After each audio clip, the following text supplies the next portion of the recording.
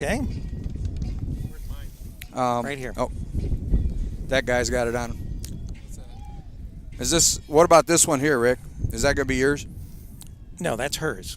Oh, that's don't worry, that's Heather's. Don't worry. Oh, Don't worry about me. does she get to chime in? First for the freshman, Courtney Kissling, Sydney Beavers, Abby Wilhelm, Jasmine Stewart, Destiny Nicole, Molly Meadow, Isabella Blitz, Jaden Graham, Megan Kucharski.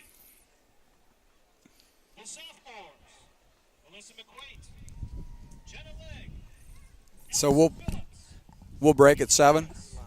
Okay.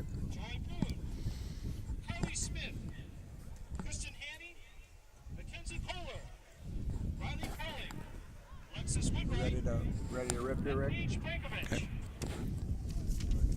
The juniors, Corey Borton, Erica Riles, Michaela Hennis, Rachel Ramsey. The seniors, Emily Cutler, Kylie Brusicki, I'm gonna have to borrow Corey Hellbaum. your sheet with those local names Juniors on are it, coached by Denise or you just Farnsworth. open it and I'll read them off of there when we get to that point. Since somebody down there is probably reading mine right now. If I'm that lucky.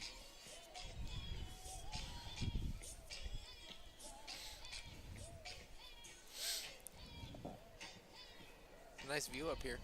Yeah, this is great. I mean, this is actually, it's better than being a press box when you got windows and little obstructions. I mean, although this is a little bit of a obstacle, but I can deal with that. Yeah, you can see enough.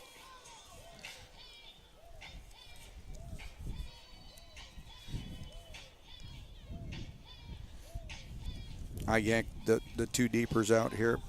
Those are the ones I'm going to keep my hands on Yeah, I'll get to that. because I don't think we're not going to be able to file through much paper with the wind up here. You know what we need to do in the future, though, if we come up in a place like this, is we need to bring some clear tape, like box tape, Just hold it down. box it or put it down on the table so it doesn't get blown away.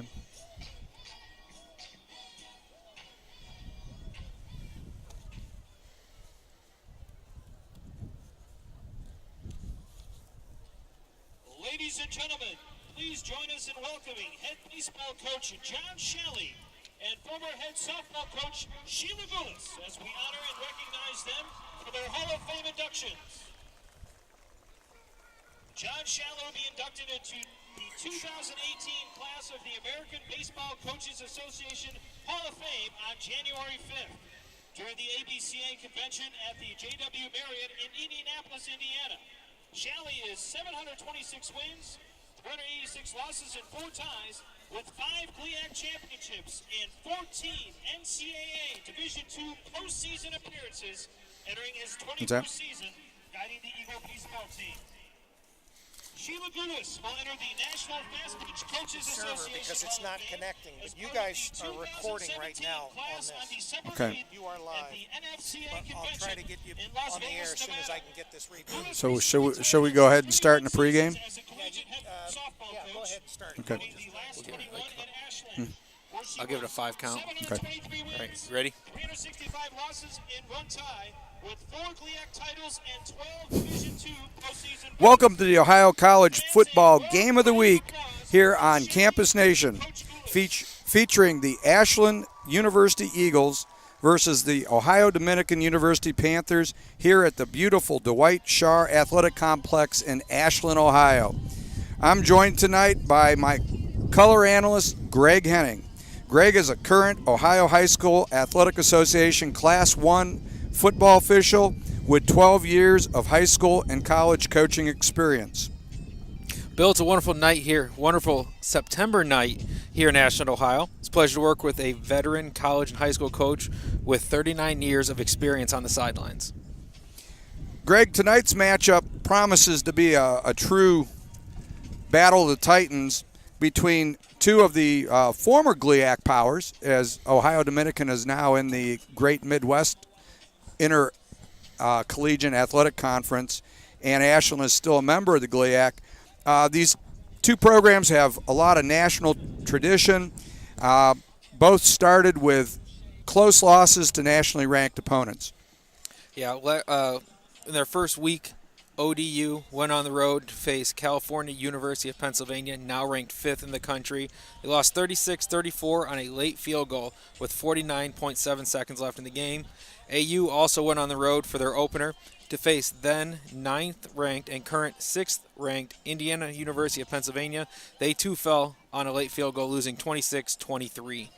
Greg, you have to be impressed when you look at these two teams and the quality of the opponents that they played and how they lost, because both of them could be each one could be 1-0 right now, and most likely they would be ranked in the top 20 in the NCAA Division II polls. Absolutely. We could be looking at two top-ranked programs, and programs with such prestige as ODU and AU. There are no moral victories, but both AU and ODU prove they belong on the field with the top echelon Division II programs in the NCAA.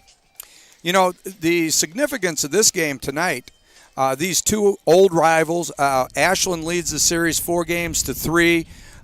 They're no longer league rivals, but the loser of this game is put in a tough situation as far as getting into the playoffs, because if you're 0-2, and a committee has to decide on the quality of your schedule, and although they would have quality losses, if there's a team that's sitting there at 10-1, they may get the nod over a 9-2 Ashland or Ohio Dominican. Absolutely. We have a tremendous coaching matchup tonight. Let's take a look at Coach Owen and the home Ashland University Eagles staff. Well, football's in Ashland for the last 13 years has been known as Lee Owens. The veteran Ashland coach brings a career record of 227, 137-2.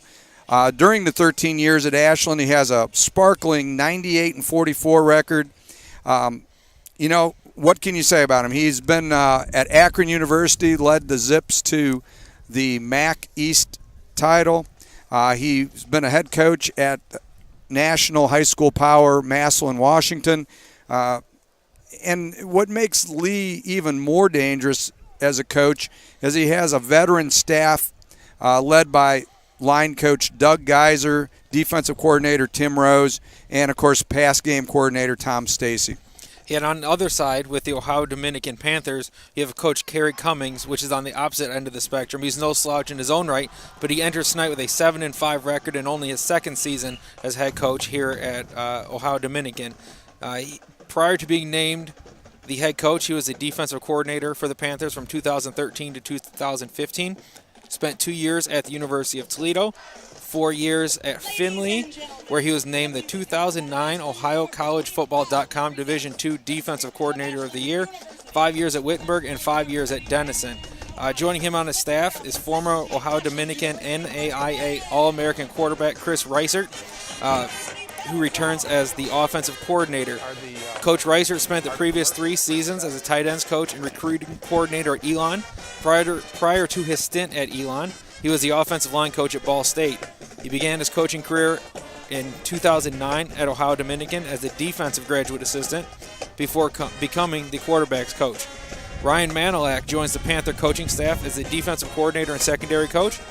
Coach Manilak spent a year at Valparaiso, 5 years at Michigan State under the tutelage of Mark D'Antonio, and a season with the Buffalo Bills as an undrafted free agent from the University of Cincinnati. A familiar name to Ohio State fans is Chimdi Chekwa.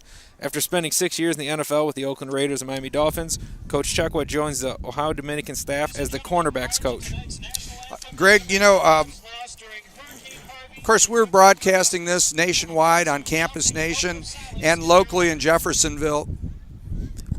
Right now we're taking a moment of silence prior to the game. Thank you. Fans, at this time, will you please rise and join Kira Woods in the singing about the national anthem?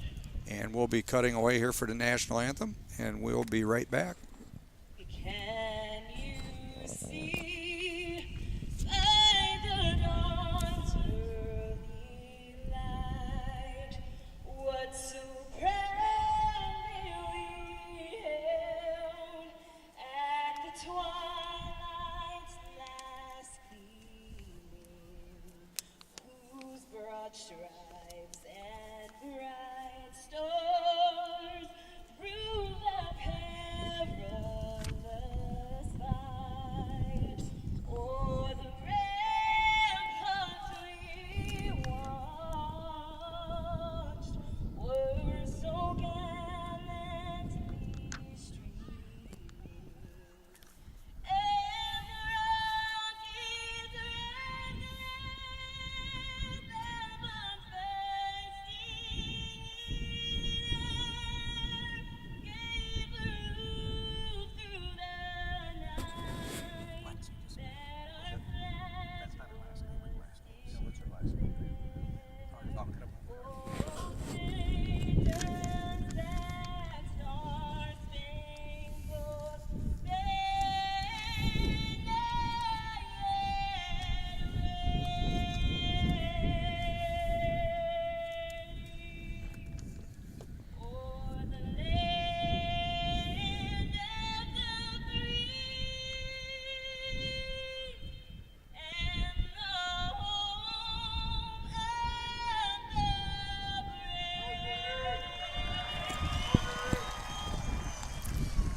And Greg, of course, our broadcast is nationwide on Campus Nation, but in our local station, WZA 106.9 FM in Jeffersonville, Ohio, in that area, we have a couple athletes who are both on the Ohio Dominican squad and the Ashland squad. And for Ohio Dominican, we have number 9, Xander Haley, the freshman kicker from Lebanon High School. We've got number 55, Caleb Holt, the senior linebacker from Chillicothe High School. And starter number 65, Jake Garrison, a redshirt freshman offensive lineman from Clinton Massey High School. And on the other side for the Ashland Eagles, you have number 39, Tegan McFadden, who's a sophomore tailback from Paint Valley High School. And starting for the Eagles, number 31, Isaiah Stiverson, who's a junior safety, also from Clinton Massey High School. Some good football players from our local area up there near Jeffersonville. As we move ahead, let's take a look at some of the local scores here, some Big Ten MAC scores, and what's been going on today. Of course, if you're asleep at the wheel, there's another game coming on later tonight. Of course, we've got the Buckeyes in Oklahoma, but stay tuned in here because you're going to see and hear a great football game between Ashland and Ohio Dominican. Greg, what's going on in the Big Ten today? Running down the Big Ten scores, last night Purdue took down Ohio 44-21. Today, Cincinnati gave Michigan all they could handle, but fell 36-14. Wisconsin took down Florida Atlantic and Lane Kiffin 31-14. Duke with a big win over Northwestern 41-17. In overtime, the Hawkeyes take down the Cyclones, Iowa versus Iowa State 44-41. Maryland with another big game offensively, beating Towson 63-17. In the fourth quarter, we have number 4 Penn State 28, Pittsburgh 6. Also in the fourth quarter, we have Indiana 33, Virginia 10. Michigan State 21-7 over Western Michigan in the fourth. Another game in the fourth. And in the MAC, we've got Eastern Michigan 13-13 with Rutgers in the fourth quarter. Greg, what's wrong with Rutgers? They shouldn't be in the Big Ten.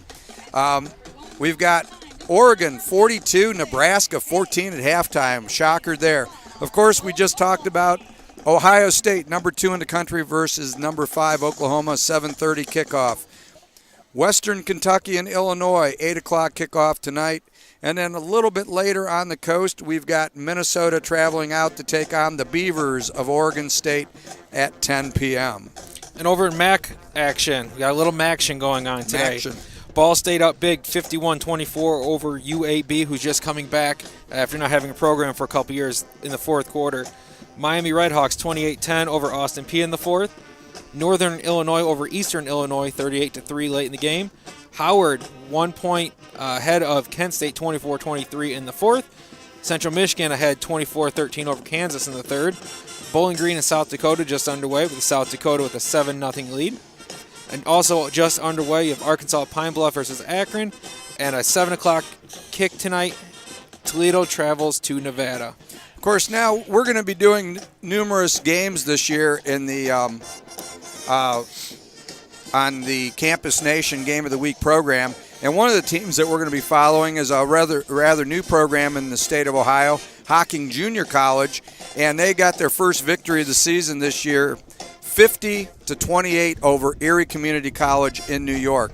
Central State plays Clark University in Atlanta at 7 p.m. Kentucky State dropped not a real close one to McKendree, 50-0. University of West Georgia and Miles are just starting. We have Notre Dame College in Cleveland beating Glenville State College 35-10. Urbana drops a close one to Fairmont State 27-24. Finley and Ferris State 7 o'clock tonight. We've got Hope 38, Defiance 0, and Mount St. Joseph and DePaul are just on the way. So, Greg, as we look at this matchup tonight, the things that Ohio Dominican is going to have to do in attacking the Ashland defense is that they need to utilize their Harlan Hill Award finalist senior quarterback Grant Russell, who opened with 378 yards, a couple touchdown passes, and added one on the ground. Everything circles around him the way we assess this game tonight. And he obviously didn't do it on his own. He had the help of wide receiver Cedric Washington, who had 137 yards receiving and 2 TDs against Cal PA. David Turner and Corey Conti also chipped in with around 100 yards apiece receiving. I'd say the big problem for the Panthers coming into tonight's game is, are they going to be able to run the football against Ashland? Because in their last game against Cal, they had 83 yards on the ground, and I think that can be a big problem for them if they can't get more balance in the offense. Yeah, and up front for Ashland, you have nose tackle number 54, Brandon May, 6'2", 286 pounds. Also defensive tackle Harrison Hopple, 6'2", 275. So to get those two big fellas out of the middle is going to be a key for the ODU offense. At linebacker, we have Clay Shreve, who made 10 tackles last week, so he is going to be all over the field. In the secondary, they're going to be tasked with trying to slow down this passing attack of the Panthers. Michael Griffin, a corner, and it's never good to see your corner with 13 tackles, but he did have 2 passes broken up, so look for number 36, Michael Griffin, to make some big plays tonight. And also, somebody we mentioned earlier, number 31, from Clinton Massey, Isaiah Stiverson, 4 tackles, a forced fumble, and 1 interception. So if Ashland's going to come out victorious tonight, they're going to need him to force some more turnovers tonight as well. Now, the one thing that for Ashland to defeat Dominican tonight, what we're going to have to see is they're going to have to continue the balance that they had against Indiana University PA. They were right around 200 yards, 203 yards to be exact, in the air, and that was courtesy of senior quarterback Travis Tarnowski, the senior from Broadview Heights, Ohio. They're going to have to establish the run, get the play action going with Tarnowski, and he's got some good targets out there. Cameron Green last week, or 2 weeks ago, had a touchdown catch, and freshman tight end Michael Schweitzer from Dublin, Ohio, had the other one. So I think if the Eagles are going to beat Ohio Dominican tonight, they're going to have to get a mix of a solid ground attack, mix in the play action, because if they get into a gunslinging battle, I think that Grant Russell, that edge goes to him. Absolutely, and ODU, they're led up front by Tristan Karras, who had 7 tackles last week as a defensive tackle, so that's getting some good pressure, some good push up front. At linebacker, we have Ross Thompson, who you'll see on the weak side tonight. Did have 11 tackles, a half a sack, 1.5 TFL. So again, look for him to make some key contributions. From the linebacking core. And in the secondary, we have corner number 1, Taiwan Gordon Jr., who had 5 tackles and 2 passes broken up in their defeat last week. Well, Greg, it promises to be an exciting game. We see the teams are in the corners of the field. They're about ready to enter the field here. We've got about 2 minutes and 25 seconds until the kickoff, so we'll see how this game turns out. I'd like to thank a few people that are here making this possible tonight. Of course, Rick Phillips on the board. He's the man behind everything, keeping it going. We've got Heather Morgan here on the camera, and we've got Lexi down on the, with the field. Was it? Donridge. So Lexi Donridge down on the field. And so we're looking forward to this matchup.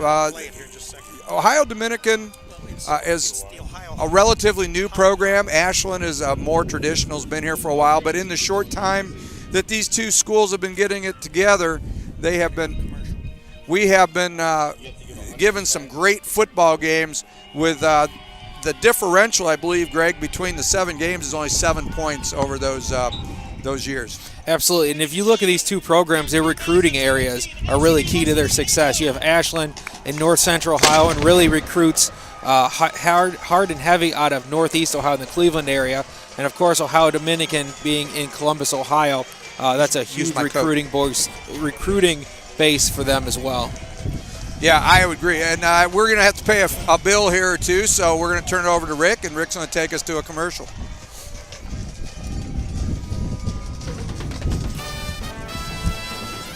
106.9 WZAA-LP, Jeffersonville.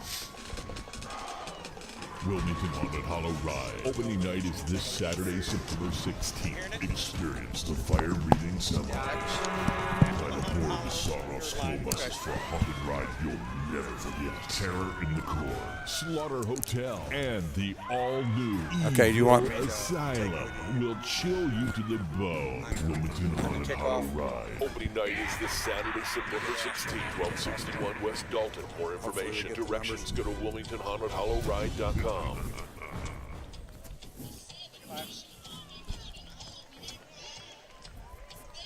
Okay, we're back, and we're getting ready for the kickoff. Ohio Dominican is in their white jerseys with their black helmets and gold decal.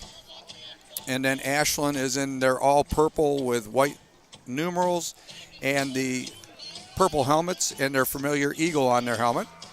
And they are getting ready to get this going. And Ashland will be kicking off the Dominican. Going deep for Ohio Dominican is number 15. We have number 15, David Turner, a sophomore out of Fort Wayne, Indiana. And a couple weeks ago, they had Dale Irby had a big game for them, number 9, in both the kickoff return and the punt return department. So as we get ready here, we have Dominican lined up at 4 in the front. They've got 2 in the midline, 3 behind them, and 2 deep. And we're ready for the kickoff here as Ashland kicks the ball deep to number 15. And he hits the seam hard, and the Eagles bring him down at the 23-yard line where Ohio Dominican will take over, and Grant Russell will be taking control of the offense as they come out onto the field. The Panthers, correction on the spot, they are at the 22-yard line, and Dominican comes out with 2 receivers to the right, a fullback to the right, and a shotgun formation with the back offset to the left. And, of course, Grant Russell, the senior Harlan Hill finalist. Play action pass. He looks deep, very first play, and he hooks up with number 4 from Ohio Dominican. We have Corey Cantini with the long reception. Cantini had nearly 100 yards last week in their game against Indiana, and they are running a no-huddle offense. We've got a 2-by-2 formation, the back to the right, and it's a fake quick pitch by Russell as he keeps it for a short gain, and he moves to the Ashland 32-yard line. Greg, they're going to use tempo much like the Ohio State Buckeyes do. We've got 3 receivers to the left, 1 to the right, and the back is offset in the shotgun to the left, and they hand it off to the running back, number 2, and I believe that is Brandon Schoen on the carry.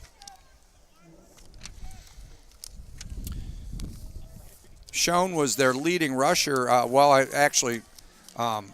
Grant Russell was the leading rusher in their first game, but Schoen was the leading running back. We've got a 2-by-2 formation, no gain. We've got 3rd and 7, and Grant Russell is in the shotgun, back offset to the left. He drops the throw. He looks, and he's nowhere to go as Ashland pens him in and drops him at the 41-yard line for a big loss, and it's going to move it to 4th down. And it looks, Greg, like about 17 yards, 4th and 17 for the Panthers, and they will most likely be forced to punt, although in this field position you don't know what you might see. Yeah, you can tell the quarterback, he was looking right. His receiver tripped and fell, his number one option, so he had to try to tuck it, make a play, and by that time the pressure was in his face. The Panthers come out in a spread punt formation with their cover men to the left, and there is the punt, which travels down to the Ashland. It's rolling, and it'll be pinned down there at about the 4-yard line, and that's where the Eagles will take over, and they'll be led by senior quarterback Travis Tarnowski. That was an excellent punt by number 41 of the Panthers, Logan Niederhart, a freshman out of Hicksville, Ohio, member of Hicksville Aces. The Hicksville Aces up there in northwest Ohio. And the Eagles start with their back pinned to the end zone. They've got 3 to the right, 1 to the left, back offset to the left in the shotgun. Tarnowski play action, looks for a quick slant to number 1, Cameron Green, who had a big game in their first contest against Indiana, PA. Number 5, Cameron Cole, senior middle linebacker from Hilliard, in on the stop. Looks like a little tempo on both sides here as Ashland lines up with 2 to the left, 2 to the right. They are the backs offset to both sides. Play action, and Tarnowski's under severe pressure, and he's dropped at the 2-yard line. Again, number 5, Cameron Cole on the play. So right now, Cameron Cole, the middle linebacker, the senior, he's making his presence felt. He's setting the pace for the Panthers here. And, wow, Greg, this is a tough situation for the Eagles as they've got their backs truly pinned up against the wall. And we've got 3rd and 12 from the Ashland 2-yard line. So they come out in a double tight I formation, flanker to the left. Tarnowski under center and looks over to secondary to see what he wants to do here. He checks off and gives the ball to the tailback. And a nice run by number 24 for the Eagles. And that is, I believe, Andrew Vaughn, who is the leading rusher, had 89 yards last week. He made a nice play in the hole. The linebacker was there, just wasn't able to bring him down. Now we're out to the 25-yard line, 1st and 10 for the Eagles. Yeah, Vaughn is a load. He hit that hole really quick. The Eagles are out to the 25-yard line, and they got a little breathing room now, Greg. And they're going to come right back out.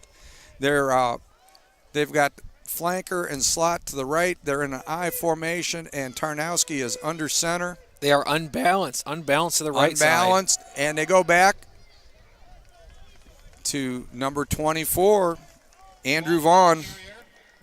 And Vaughn picks up a very short gain of 2 yards, and we're looking at 2nd and 8 yards. Ashland's kind of slowed down the pace at this point, Greg. Yeah, not surprising when they were coming out of their own end zone, especially after that long sack. You want to kind of slow it down, get your composure to get out of that end zone. We've got twins to the right with the tight end.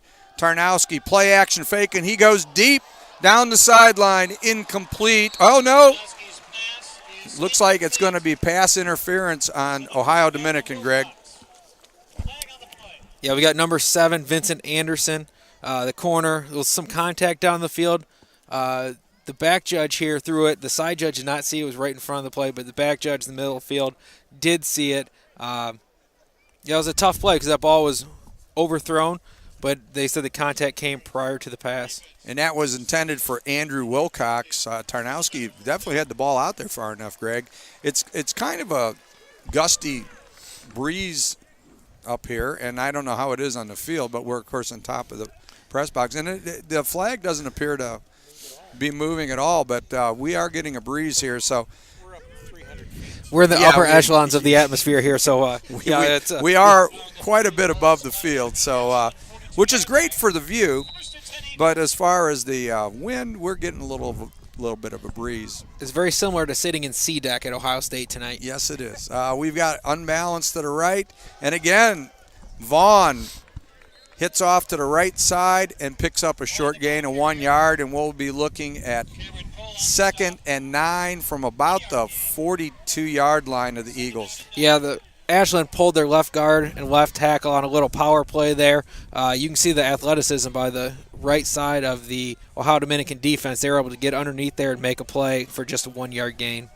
And we've got a short trips formation, ace formation to the left, a little play action to Vaughn, and that was Jack Hole that was wide open down the field there for the Eagles. Yeah, they tried a little chip with the running back coming out of the backfield. The outside linebacker was able to get away from him, get some pressure, and he threw the ball a little sooner than he wanted to. Tarnowski probably wishes he could get that throw back, but there was a little contact in the secondary. The Ohio Dominican safety bumped him a little bit, and so they come back out. They've got the tray to the left and one split to the right. Tarnowski drops, hits Vaughn out of the backfield, and Vaughn has been the key man on third down. Ohio Dominican is going to have to account for him as he picks up about 13 yards and advances the ball into the Panthers territory at the 46-yard line. Yeah, both their big third down conversions were both to him, and he was able to make a play, make a guy miss, and get out in the open field and get some extra yardage. Yeah, Andrew Vaughn has looked the part as we expected. We've got twins to the left. We've got wide receiver to the right. The back is offset in the shotgun to the right of Tarnowski. Tarnowski calls for the ball, and he gives it off to Vaughn again. And a short gain for Vaughn of probably 3 yards, bringing up 2nd and 7 from the ODU 42-yard line. And again, number 5, Cameron Colin on the stop. I think he's made about 5 or 6 tackles this drive. For Ashland to have success, they're definitely going to have to get up to second level and slow him down. He's all over the field tonight. Yep. And we're looking at a 2-by-2 formation with a tight end to the right, the back offset to the left of Tarnowski. They switch the tight end over, so we have an overload to the left side, and they run a counter tray to the right side. And Vaughn, again on 2nd and 7, picks up the necessary yardage to move the chains. And the Eagles are driving, Greg. They are down to the Ohio Dominican 33-yard line, and they're starting to knock on the door. Yeah, it's a good push on the right side by Ashland. And you can see the wide receiver downfield blocking. We know that in order to get those big run plays, the receivers have to be huge in the running game. And so far, that's what we're seeing out of the Eagles receiving core. We've got a double tight I formation. Tarnowski's under center, flanker to the left.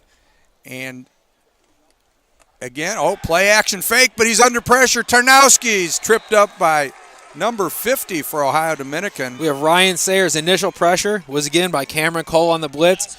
Tarnowski had to step up, and number 50, Ryan Sayers, was able to bring him down for about a 6-yard loss. So we're looking at about 2nd and 16. We're going to have to see what happens here now, because that could be a drive killer for the Eagles.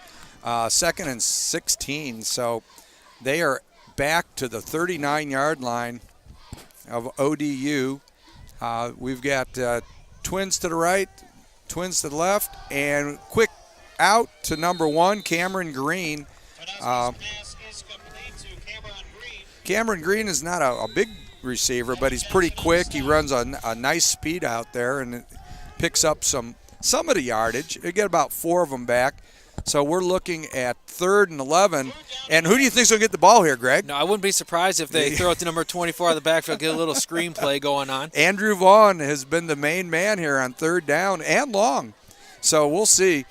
We've got twins to the left. We've got receiver to the right. Tarnowski drops.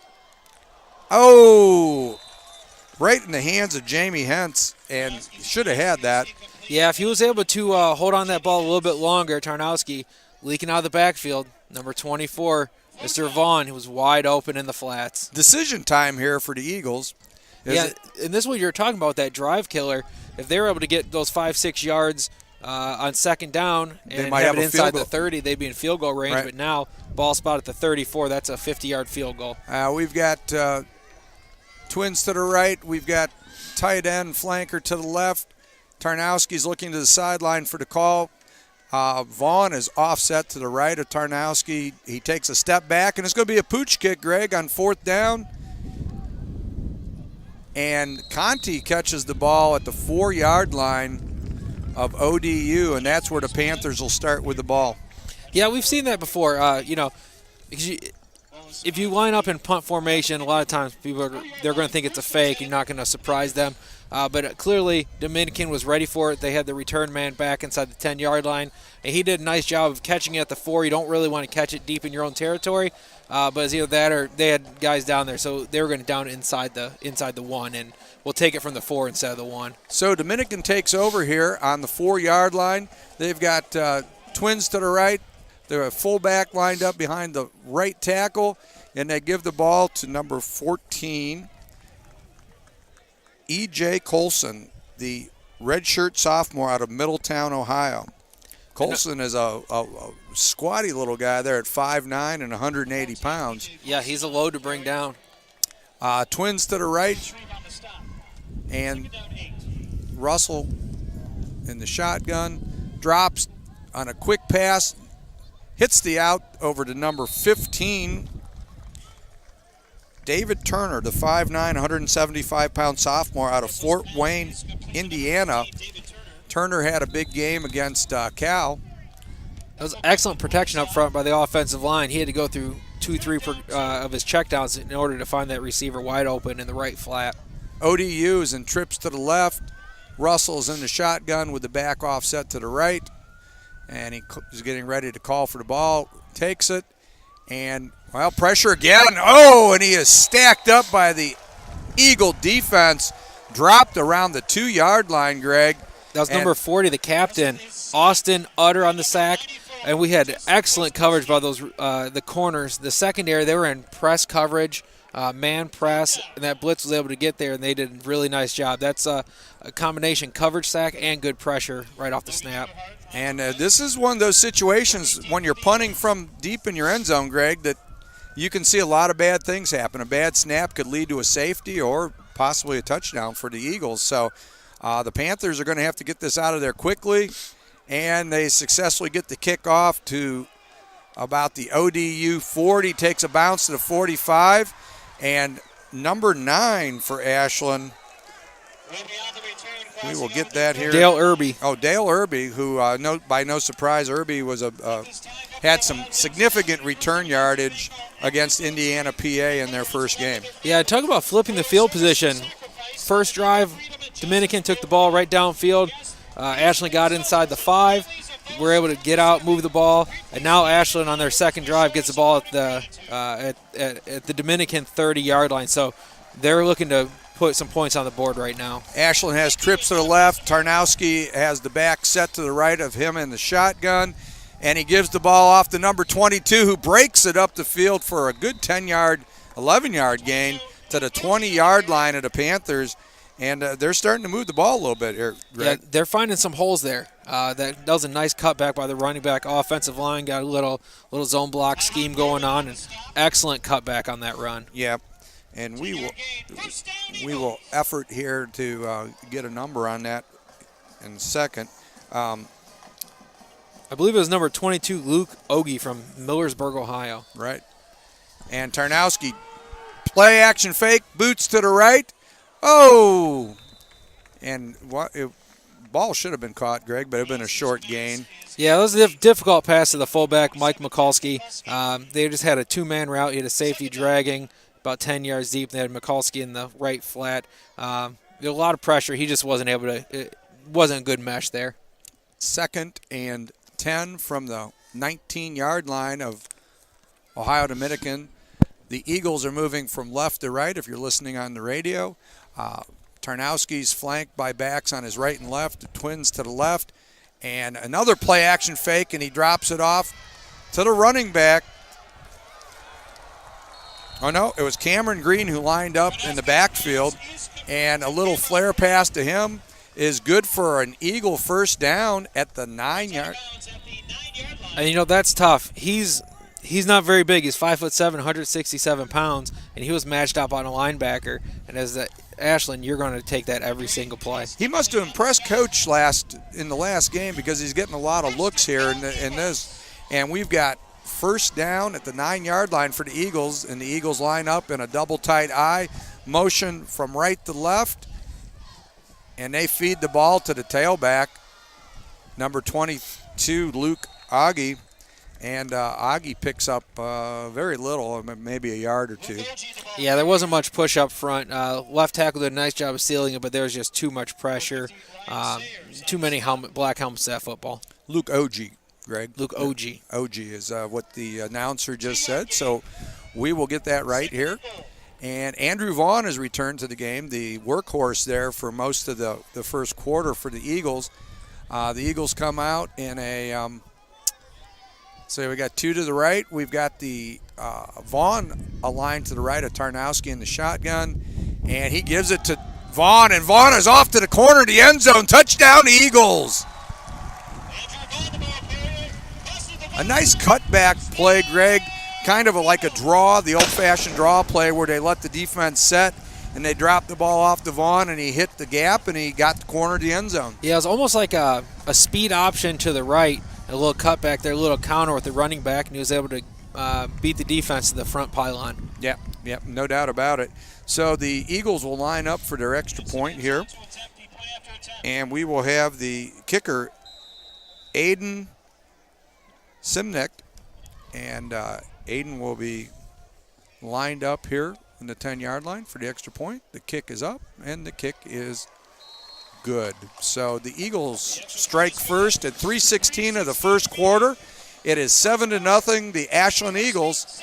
And Greg, this is kind of what we expected with this game, is it was going to be hard fought, close to the vest kind of game. And Ashland draws first blood, which I think is important, and especially in a home game for them. Yeah, absolutely. You want to get on the board first. Excellent drive. Defense gave them great field position. Nice punt return. Yeah, that's exactly what you want. Second drive of the game. For your first drive, you're backed up in your own end zone. You're able to get out, flip the field. Second drive, you get the ball at the 30-yard line. 6-7 plays later, you're in the end zone for a touchdown. No doubt about it. And so as we get ready for the kickoff here, we'll have going deep for the Panthers. Number 15, David Turner back there again, back deep to return this one. And Corey Conti, I believe, is number 4. Corey Conti is the other young man back deep. And Dominican has tried to use pace offense here. But if you go 3 and out real quick in the wrong part of the field, Greg, it can put you in a bad situation, and you can get behind pretty quickly. And it's going to go back to David Turner. Turner gets the ball about the 7-yard line, hits the gap, works his way up to about the 21 or 22, and that's where the Panthers will start operations. Of course, Harlan Hill finalist Grant Russell will be coming back out to see if he can get this offense going, because it's been somewhat stalled out other than a couple plays here and there. Yeah, after that opening play, they haven't been able to do too much. They had that deep pass play, that deep seam route. They're looking to get the ball moving, get their defense off the field, because their defense has been on the field quite a bit so far this first quarter, so we'll see what they're able to do. Panthers are moving right to left if you're listening on the radio. They are at the 21-yard line. Grant Russell's lining up in a shotgun, and we've got a twins to the right and twins to the left. The back is offset to the left of Russell, and Russell calls out for the ball and get a little run going. And a pickup of about 5 yards for the Panthers. And that's what Brandon Schoen wedged his way in there, Greg, picked up 5 and put themselves in a makeable second down situation, which hasn't happened often so far for the Panthers. And then here come the Panthers, no huddle. 2-by-2 formation. Russell in the shotgun. The back, Schoen, is set off to his left. Russell drops, and he's looking. He's flushed out of the pocket and tries to fit the ball in there as he gets drilled. Going out of bounds. And we've got a little bit of an update on some of the stats for the Panthers. Grant Russell is 2 for 2 for 49 yards. He's been sacked twice already, Greg, in the first half. Corey Conti was the recipient of that 43-yard play, and we'll get to Ashland's offensive stats here in a minute. Okay. Ashland's having some trouble lining up defensively against this formation with that wing to the right there. Wing to the right, and Russell, quick slant to number 4, Corey Conti. And Conti wedges his way up to the 44-yard line, and the Panthers are starting to move the ball. Conti's been all their offense so far, Greg. Yeah, number 36, Michael Griffin missed that tackle, and here come the Panthers. We got 2 to the right. We've got a short slot to the left, and Schoen takes it. Well, it looked like Schoen was going to get outside for a little bit more, Greg, but he was dumped for a 2-yard gain, and that's going to make it 2nd and 8 for the Panthers. Excellent coverage, or excellent run support there by the corner, Michael Griffin, who we just spoke about, missing the tackle on the last play. Did an excellent job coming up to force and just limiting him to a 3-yard gain. 3 by 1, 3 to the right. Russell on a little roll. Hits number 15, David Turner. And Turner picks up about 20, Greg, taking the ball down to the Eagle 36-yard line. And just like that, Ashland put the ball in the end zone, and it looks like that ODU is getting ready to answer. That was a good old-fashioned smash route. Up at the top, you had the number 2 receiver with a flag. The wide out to the right also ran a hitch. Panthers empty it out. They had trips to the right, and they drop it off to number 2, Brandon Schoen, and Schoen picks up about 5 or 6 yards, and it makes it 2nd and 4, Greg. And so we've seen them come to life after really a lifeless first half. We've got twins to the left, short slot to the left, and a quick pass out to David Turner, and that's diagnosed quickly by the Eagle defense. That was number 31, Isaiah Stiverson, read that really nicely, came up, made the play, got underneath the block by the wide receiver. Excellent play. The Clinton Massey product came up and made a nice play there. 3rd down and 5, that was a loss of 1. Grant Russell looks to the sideline to get his play from the coach. Brandon Schoen lines up to the right. We've got trips to the right. We've got 1 receiver down to the left. Conti's got a man-to-man situation, and that's where Russell's looking. A back shoulder rocket, Greg. That was an excellent pass. They saw the one-on-one down there. They sure did. Yeah, Brandon Contini was right down there. Back shoulder throw, did a nice job adjusting to the ball, and we're down to the 6-yard line with about 20 seconds left in the first quarter. There. Contini with a beautiful adjustment on it. And that was a great pass by Russell, too. Russell drops. They've got a little pick route reminiscent of the Seattle-New England Super Bowl. And, wow, that was close. Almost a great play by the Panthers receiver, Cedric Washington, who had a big game against Cal 2 weeks ago. Just wasn't able to haul that in off his fingertips. We are at the end of the first quarter. And it is 7-0, the Ashland Eagles over the ODU Panthers. And it's the kind of game we expected, Greg. We knew it was going to be a good game. 2 Division II powers here in the state of Ohio. And we'll see. We're going to get treated to some great football tonight. It's a nice crowd here. Ashland's got a pretty full home side here, and a good number of ODU fans over on the other side, which you would expect at a big game like this. Of course, this has pretty much become a rivalry game. Columbus, of course, is about 70 miles from here, and it's a big game for both teams. They recruit similar areas, so okay. And we're going to take a second here for a break. Wilmington Haunted Hollow Ride. Opening night is this Saturday, September 16th. Experience the fire-breathing semis. Climb aboard the sawed-off school buses for a haunted ride you'll never forget. Terror in the Core, Slaughter Hotel, and the all-new Evil Asylum will chill you to the bone. Wilmington Haunted Hollow Ride. Opening night is this Saturday, September 16th, 1261 West Dalton. More information, directions, go to WilmingtonHauntedHollowRide.com.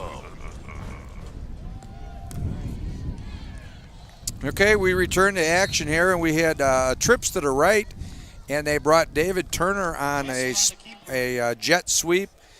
Russell faked it, kept the ball up the middle, and picked up very little yards, maybe a yard, Greg, at the most on that. So we've got second and goal from the 5.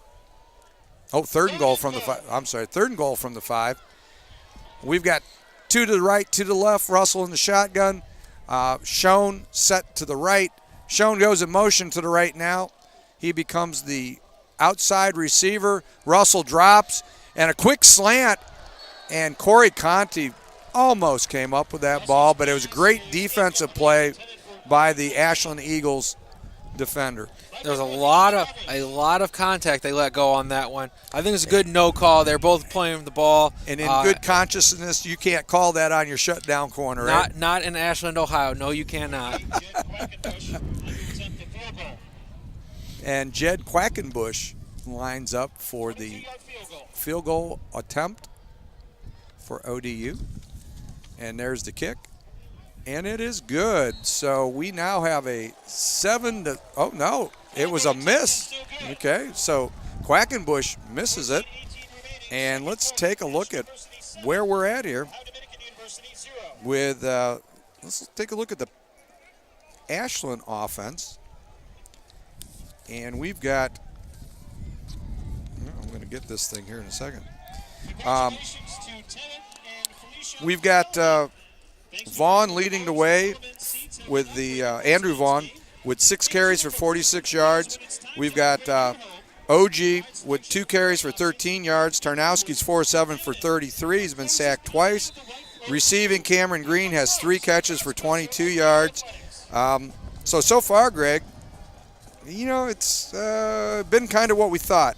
Ashland has been able to move the ball on the ground. We figured that ODU would try to use Grant Russell's passing abilities, and that's pretty much the way it's worked out at this point. So Ashland has the ball on the ODU 20, 2-by-2 formation. Tarnowski with a quick stop route to number 13, and I'll pick up a 5 yards for the Ashland Eagles. So here we go. We've got a different package of players. It looks like they're bringing in some big guys, Greg. Looks like they might be running unbalanced here. Yeah, well, they've got the tight trips down here at the bottom of the tight field. Trips to the bottom, and it's a quick pitch to Vaughn, and not this time. ODU smells that out. They come up hard, and we're going to be looking at a 3rd and 4 situation from the Ashland 26-yard line. And so, you know, what do you think, Greg? Maybe a little flare pass to Vaughn. Vaughn has, had a good game so far tonight, and he's been the man on 3rd down, so I would suspect that we might see that. It wouldn't surprise me if they spread out the defense and then gave it to him underneath on a little, maybe a draw or power handoff, something like that. It's a good call. We've got 3 to the right, 1 to the left.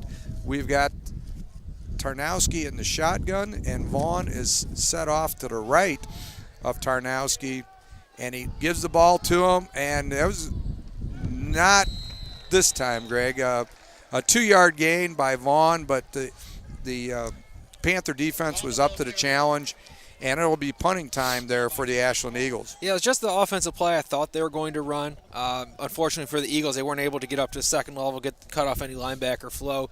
Linebackers did a nice job of running their gaps, shooting through there, and limiting him to a 2-yard game. An interesting thing is Tarnowski's also the punter, which we saw earlier, and so that always puts pressure on a defense because, you know, you could always fake at any point. although I don't think right here would be one of those times, but it could happen that way. He dropped back. He's going to pooch it. And the kick travels down to the Ashland 40-yard the line. ODU 40-yard line, and that's where the Panthers will take over. So, relatively close game here, Greg. It's went the way we thought it would go. Yeah, and with the exception of that first drive for Ashland, they've had pretty good field position. And here, Dominican finally gets some good field position at their own 40-yard line. So we'll see if they're able to capitalize on this after a nice series by their defense. And we've got 2 to the right, 2 to the left, and Russell is in the shotgun. We've got the jet sweep, and Turner takes the ball. And Turner may go all the way, Greg. He's down to 30. He's to the 20. 10, 5, touchdown. Ohio Dominican, there's no flags on the field. And just like that, we've got a 9-7 football game. Yeah, excellent blocking. Or no, I'm sorry, it's 7-6. Excellent blocking by Wyatt McLeod, the junior tight end out of Mayaca City, Florida, was able to seal the edge, and Turner got to that corner, and he turned on the burners. He went right downfield, and they weren't able to catch him. Yeah. And we had seen them play around with that a couple times where Russell had faked it. Oh, now they're running the muddle huddle, which, of course, years ago was something that when Greg and I were coaching together. And they have Ashland outnumbered. Yes, they did, and they decided not to do it. But and if you've never seen that, what they do is they put the huddle to the right or left of the snapper with the holder and the kicker. And if the kick is up and good, and Quackenbush with the kick and the point is good, we've got a new ball game at 7-7 with 11:52 to go in the second quarter. And, that was the muddle huddle for people who have not seen it, and not everybody runs it. It's not a commonly used thing, but it puts a lot of pressure on the defense on an extra point because they're going to put their huddle to the right or left with, as I said, the kicker and the holder and the center. And if they do not adjust over, they're going to snap the ball over to the running back, and they're going to get a 2-point conversion out of it. Yeah, and we'll take a look at that because they ran -1, which means the opposite side of the muddle will be a wide receiver, and their long snapper is number 27, so he is an eligible receiver if the receiver is a flanker, so it means he's off the line of scrimmage. So that's something else they could do out of that formation is throw it to their long snapper. Yeah, and people, we've seen this happen several times in high school games where they're arguing about the center catching the pass. If he is the last man on the line of scrimmage and has an eligible number, he is completely eligible to catch the ball. You don't see it often, although we saw Urban do this at Ohio State a few times. So it's not. Really saw Oregon. The Oregon Ducks ran it a lot when they had Chip Kelly. They did. And so we've got a 5-2-2-2 return formation for the Eagles, and Jed Quackenbush for the Panthers kicks the ball high and deep to the 5-yard line. And it looks like Irby could get out of there, Greg. He's up to the 25. He looked like he was down at the 19-yard line. He squirted through to about the 26. And nice return by Irby because it didn't look like he was going to get anything out of that. Yeah, and Irby came up a little feisty. Thank Must you. not like what was going on. The bottom of that pile came up, pushing and shoving at the end of that. No flags thrown, just exchanging pleasantries, seeing what's good in Ashland after the game, see how everybody's doing, how's the family doing. Yeah. So we bring the Eagles back out on offense at their own 26-yard line. Tarnowski in the shotgun, 2 to the right. Vaughn blocking for Tarnowski as he rolls out. A little stop route to number 5 for the Eagles. And he is off to the races. He's down to the 30, to 25, to the 20, 10, 5. He is in the end zone for a touchdown for the Eagles. Excellent catch and run by Matthew Wilcox, a senior out of Ada, Ohio. Just caught it, just a nice, 10, 11-yard stop route, just a little hitch. Caught it, 3-4 missed tackles, got to the sideline, took it down there, hit a convoy out in front of him. Excellent pitch and catch, and great yak on that, some yards after catch. And I'm going to tell you what, for a game that the first quarter looked like is going to end up being a defensive battle, things have warmed up here in the first 4 minutes of this quarter, Greg. Yeah, they're warming up while the temperature's cooling down. Yeah, they have not. The wind has not been able to cool off these offenses. So, congratulations to Matthew Wilcox, the wide receiver for Ashland U. And number 37, Aiden Simnick, the senior kicker from Willoughby, Ohio, splits the up. Oh, He missed it. He was missed wide it. right. That's our second miss today, Greg. So Yeah. that wind, even though the flag doesn't appear to be swirling that much, it must be playing havoc with some of the kicking game here. Yeah, and they got some good. Dominican got some good pressure off the left side of the Ashland offensive line, and the kick he just pushed it right. Yep, he sure did. So as we get ready here, we'll check with Rick. Rick, do we want to pay a bill here, or we got a little bit of a break? I think we got a TV timeout, not our TV timeout, but somebody else's. So,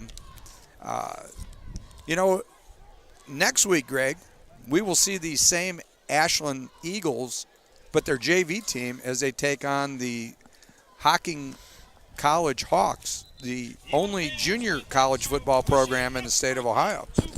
So we'll be looking forward to traveling out to Nelsonville next Sunday for a matchup between the Eagles' younger players and the Hocking Hawks. Ashland lines up to kick off. Aiden Simnick lines it up. Turner and Contini. And Team for the Panthers. Turner and Contini. What a combination those two guys have been. There are a lot of offense in those two. Now, Cedric Washington, who had a big game for the Panthers a couple weeks ago, has been kind of silent. But Turner with the ball. Turner scored the touchdown for the Panthers. Oh, he finds us. Oh, just a second late on that, Greg. If he got up into that slot, he would have been able to get a significant gain. So ODU. Yeah, there was a nice hole in the middle of the field, but like you said, he just wasn't able to quite get there in time. Ashland did a nice job of closing that down before he could get much yardage. Looks like we're at about the 21-yard line, middle of the field. And let's see what kind of response the Panthers have. And the Panthers, Grant Russell is 8 for 11, 174 yards, a touchdown. And then receiving-wise, David Turner has 4 catches, which the shuttle pass, which was a forward handoff there,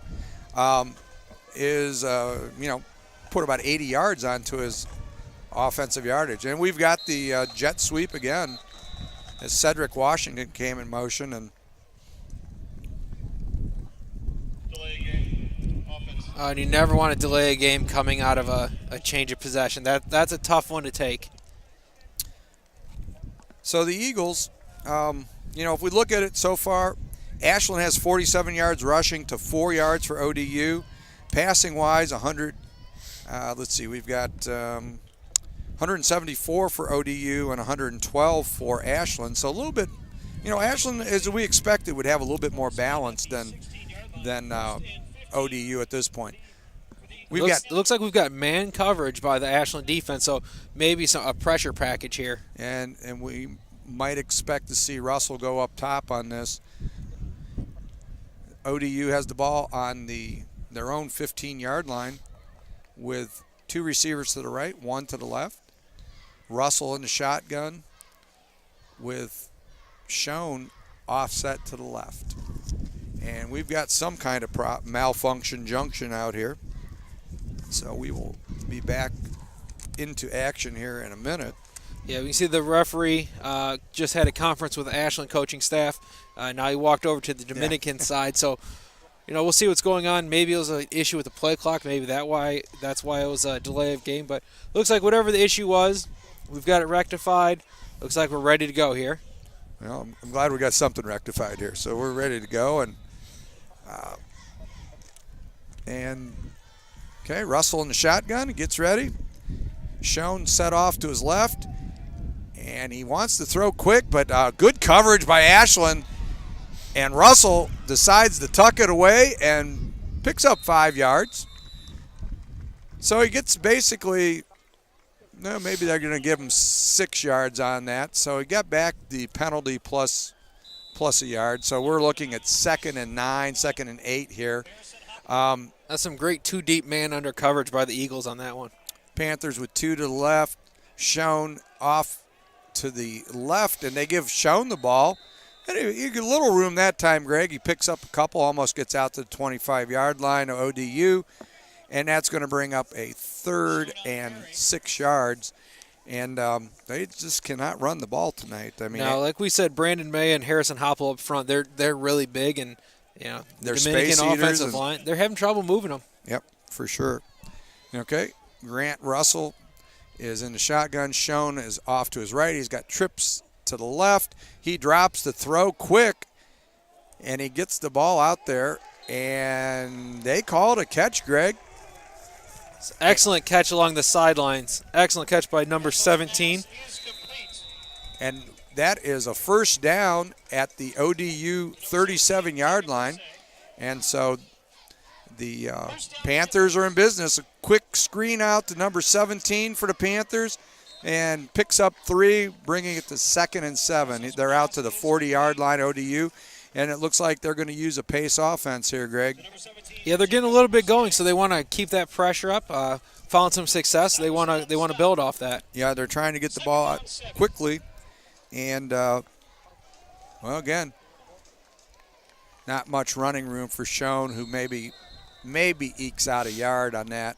And I think Ashland was looking for the Panthers to go deep on that. We had a safety about 20 yards deep, just over the top, kind of playing center field. So they were possibly expecting a deep play, but they're back up. Yep. Down 6. I would agree. And so we take a look here. And Grant Russell in the shotgun. Schoen. And David Turner on a little look-in route from the slot.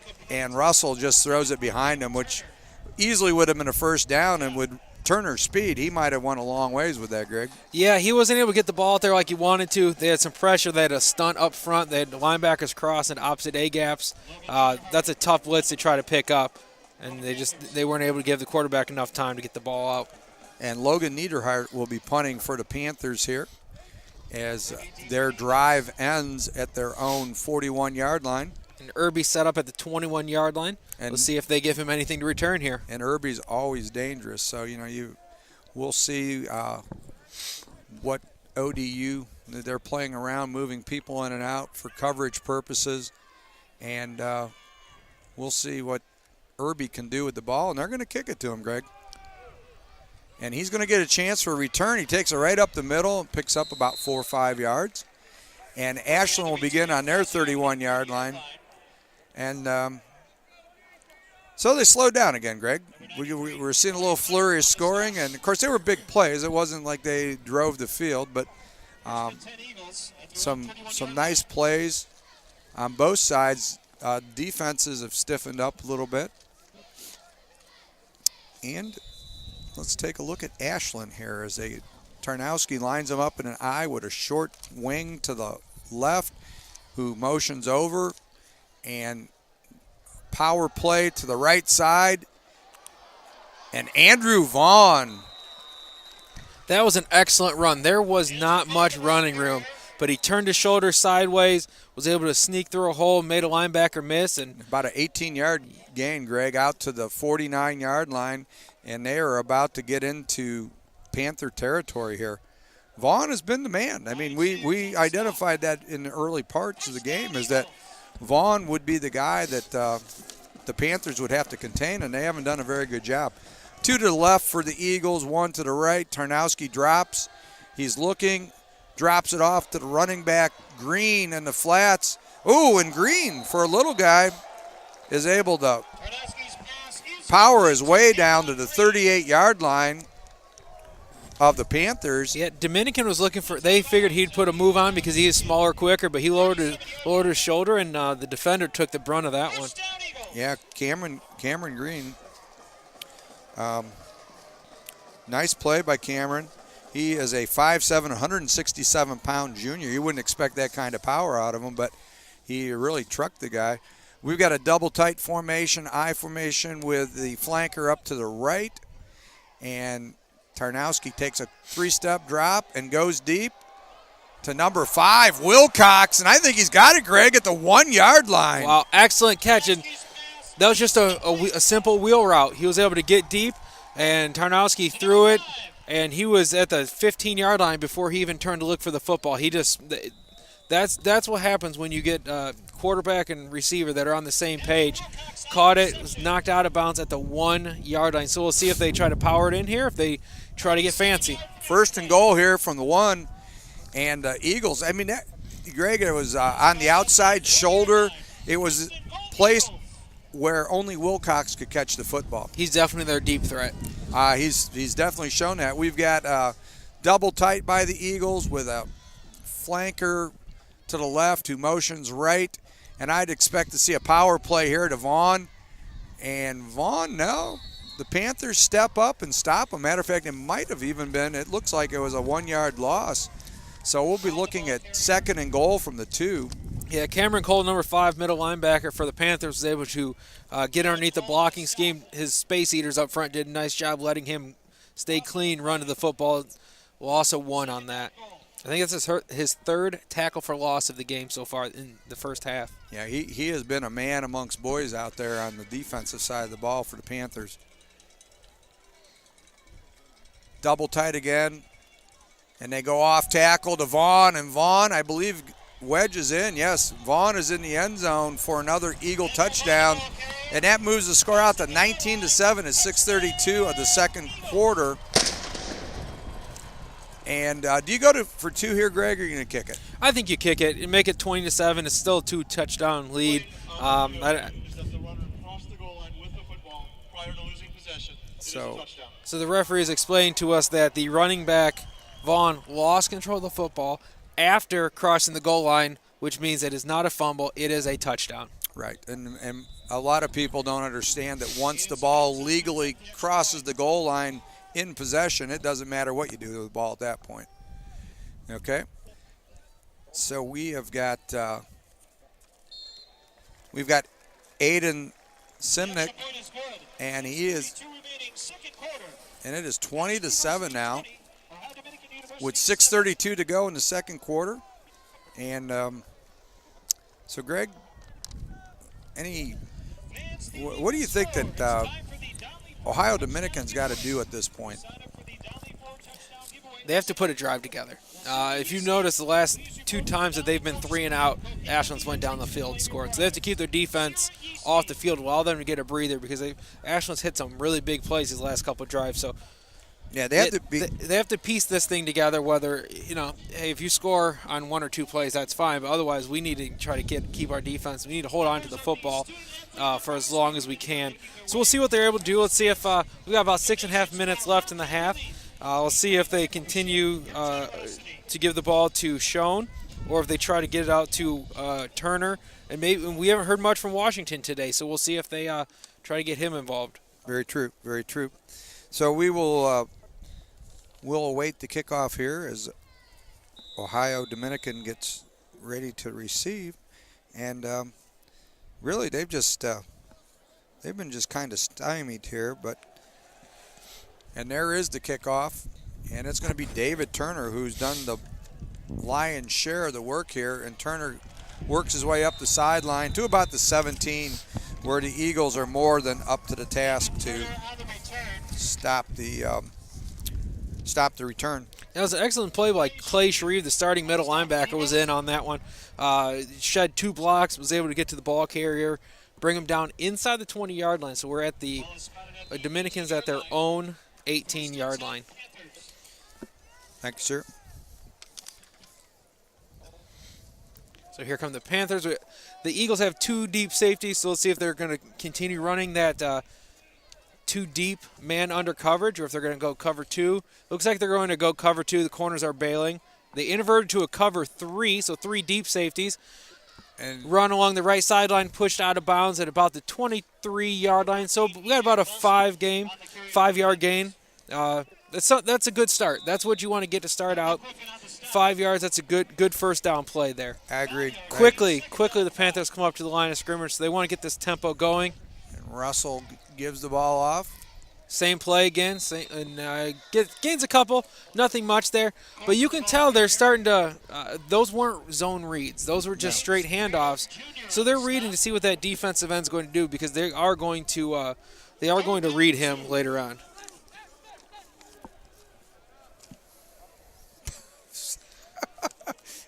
Well, halftime we'll have to readjust that there. But, okay, so we've got Russell here lining up in the shotgun, and he's got two to the right. The running back is to his right, and one single receiver to the left. And I wouldn't be surprised if we don't see him go deep there, but it's a slant. Russell gets out. It's still a lot of pressure, which he's had all night. And he just throws the ball away, Greg, as far as, he just was feeling the pressure. The Eagles have really schemed really well as far as putting pressure on Russell, and they maintain their coverage while that's going on, and Russell just can't find anyone to throw the ball to. Yeah, they've had really tight coverage by the secondary. Good pressure up front. So we're punting from the 26-yard line here. We'll see if we get a good return. About 5.5 minutes left in the second quarter. Logan Neidhart gets ready to kick it, and excellent punt. Nice kick down where it's fair caught by Irby at about the 30, they're going to call it the 30-yard line, and that's where Ashland will start with the ball.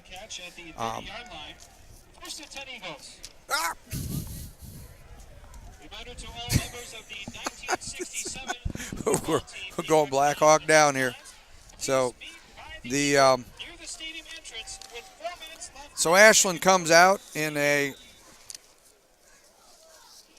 twins to the right, single receiver to the left, running back offset to Tarnowski's right. Play action, and he's going deep again, and he's got Green for a big gain out to the 46-yard line of Ohio Dominican. And Greg, all of a sudden the Eagles have warmed up real quick here. So they are getting ready. Cameron Green, as we said earlier, he's 5'7" receiver, but wow, he's been making some big plays here for Ashland, and Tarnowski is in full control of this offense. He's got two receivers to the left with a short slot, one to the right. Tight end trades over to the left, so we've got a power formation to the left. I wouldn't be surprised if we see a counter tray, and we do. And it's Vaughn with a short gain of a couple yards. And we've seen that every time they've traded like that, Greg. We end up seeing the counter trade. Yeah, so we'll see what they do off that in the second half because now Dominican is looking for it. So we'll see what kind of maybe play action off of that, maybe a boot or something to get the defense going one way and try to have them over pursue and come back the opposite side of the field. I would suspect that Ashland would be content with a 13-point lead to try to eat some time off the clock, get another touchdown going, 27-7 at halftime. And Ohio Dominican's going to have to regroup at that point.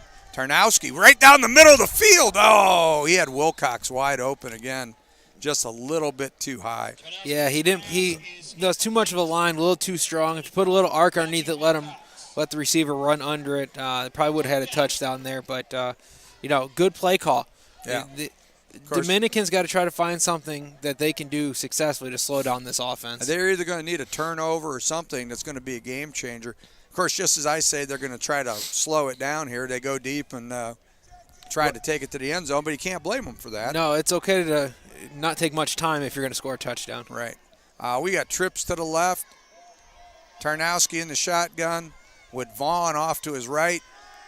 And they run a series of stop routes. Tarnowski's out to the left. He's running, and he's able to get to about the 42-yard line, pickup of 2, and it's going to be 4th down and 5, Greg, and I don't know where they're going to go with this. Of course, Tarnowski is the punter. So now that creates a problem for ODU because they're not really sure what's going to happen here. I think with 3.5 minutes left, up by 2 touchdowns, ball at your own 42-yard, at the Dominican 42-yard line, I wouldn't be surprised to see a little punt here. Yeah. Just to pin them deep. You don't want to give them good field position with 3 minutes left. Oh. Okay, so we've got a Three receivers to the right. Tarnowski in the shotgun, and they are going for it. And he hits Vaughn out of the backfield. Vaughn up the sideline. And he is up to the 28-yard line. Greg, this has been an incredibly clean game as far as in terms of penalties. We've seen very little tonight. Yeah, we have, and I'm surprised on that play. There was a little grab and hold on the edge, but when Vaughn comes out of the backfield with what he's been able to do, you have to find him. You have to get a body on him. But they ran a nice little crossing pattern underneath, and linebackers got caught in the wash. Double tight, flanker on the left, motions to the right, and they feed Vaughn again, and Vaughn's off to the right, powers his way down to the 20-yard line, pickup of 8, and the Eagles are on the move again with 2 minutes and 18 seconds to go in the second quarter. You can just see this defense just getting worn down play after play, and they're just gaping holes that Vaughn's been able to run through, and the linebackers are having success early in the game, and the defensive linemen are not getting the pressure they were, and the linebackers aren't coming clean anymore. Halftime couldn't come quick enough right now for Ohio Dominican. Let's see if they can step up and make a play. Three receivers to the left for the Eagles, and a little misdirection draw for Ashland, and they Luke Ogie, and he gets the ball down, Greg, to about the 9-yard line, and they're in the red zone again. Yeah, we haven't heard much from him. It's been the Vaughn show, which makes sense. Keep giving it to Vaughn, but nice change of pace there with OG, and we've got a timeout. Looks like a timeout by Ashland with 1:46 left. We want to see, get a good play here. And Ashland has both. That's their first timeout, so they have 2 remaining. So that's going to put them in good position to, they've got some options here. First and goal at the 9, 2 timeouts. Boy, it's hard to see them not scoring in this situation. Yeah, first and goal from the 9. Although Ashland took a timeout, Dominican desperately needed that timeout as well. Yeah, that probably helped Dominican, more than Ashland in some ways because they just needed that time to get off the field. Yeah, and, Dominican, even though they needed a little quick blow there, it's more important for Ashland to get the correct play call on first and goal from the 9 because they definitely need to punch this in here and get 3 touchdown lead going into the half. That would be huge. That would be a backbreaker for Dominican. So now if Dominican's able to step up and force a turnover here, that's huge momentum for them at the end of this half. Three receivers to the right. Tarnowski in the gun with OG off to his left. And he feeds OG again. OG finds a little gap in the middle. He's going to power his way in there, Greg. And it's a touchdown for the Eagles. Nice run by Luke OG, the sophomore from Millersburg. And Dominican's going to have to come back and figure out what they're going to do, Greg, because it's just right now it's all Ashland Eagles, and we're seeing a lot of purple in that end zone. Yeah, they had him at the line of scrimmage, that broke several tackles, just powered his way into the end zone. Right. And then we've got Aiden Simnick, and his kick is true and good, and that makes it 27-7. And the Eagles are up 27-7 with 1:39 to go. Now, the one thing about the Ohio Dominican is they do have a quick strike offense with the Harlan Hill finalist Grant Russell at the helm. So they do have the ability. We've seen Turner, we've seen Conti are explosive players. So maybe they'll get something going. They really need to get something on the board before halftime because they're going to go down. They can't come into the locker room with a lot of confidence if it's 27-7. No, and like the old saying goes, there's a puncher's chance, and with their big play offense, they always have that puncher's chance. So We'll see if I wouldn't be surprised if they just run the ball 3 times, take it into the half, unless they get good field position. Try to reorganize. Yeah, but if they get a good return here, then obviously I would expect them to try to get it to the end zone. And Conti and Turner, 2 familiar faces who've got a lot of work tonight, Greg, on kickoff returns, are back deep. And both are threats. So you can't sleep on either of them as far as a kickoff return. And Jed Quackenbush gets ready to kick off for the Ashland Eagles. Aiden Simnick. And Turner gets the ball to the middle of the field and pops it out to about the 23-yard line On the return, where the Panthers will start. play Shreve for the Eagles. And as we said, right now, do they just sit on it, snap the ball twice, and get out of here?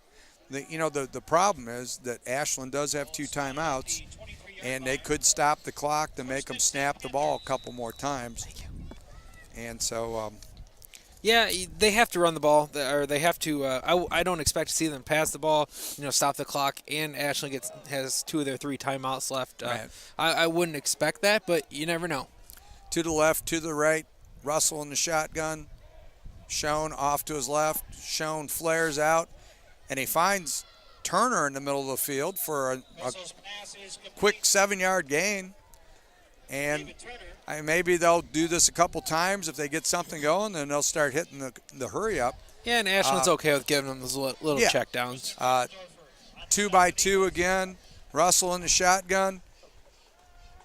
Gets pressure, gets the ball out to Cedric Washington. Pass is incomplete. And no, incomplete. Intended for number 9, Cedric Washington. But Russell was under pressure. He did what he could do to get it out. Washington made a nice play on the ball, just couldn't keep his feet in bounds. Yeah, James Prater Jr., defensive end out of Columbus, had really excellent pressure on that. What I've noticed on third down situations, the running back has come and chipped him several times, so it seems like that's somebody they're worried about getting upfield on them. And Russell's joined by 2 backs in the backfield, 2 receivers to the left, 1 to the right. Turner motions out of the backfield to the right, and a little jailbreak screen to Cedric Washington, and Washington gets the first down and helps the Panthers keep their drive alive here. Cedric Washington. Of course, first down stops the clock just momentarily for the chains to move, Panthers. and the Panthers are back in business. Russell drops, and Russell goes down. Number 51 for the Ashland Eagles. By number 51. Harrison Hopple, one of the guys we talked about earlier on, they had a nice stunt on that one. Their first of the half. Dominican does take a timeout, kind of regroup here, but Harrison Hopple, nice tackle stunt, came across the center's face and came untouched, and he was able to make the play.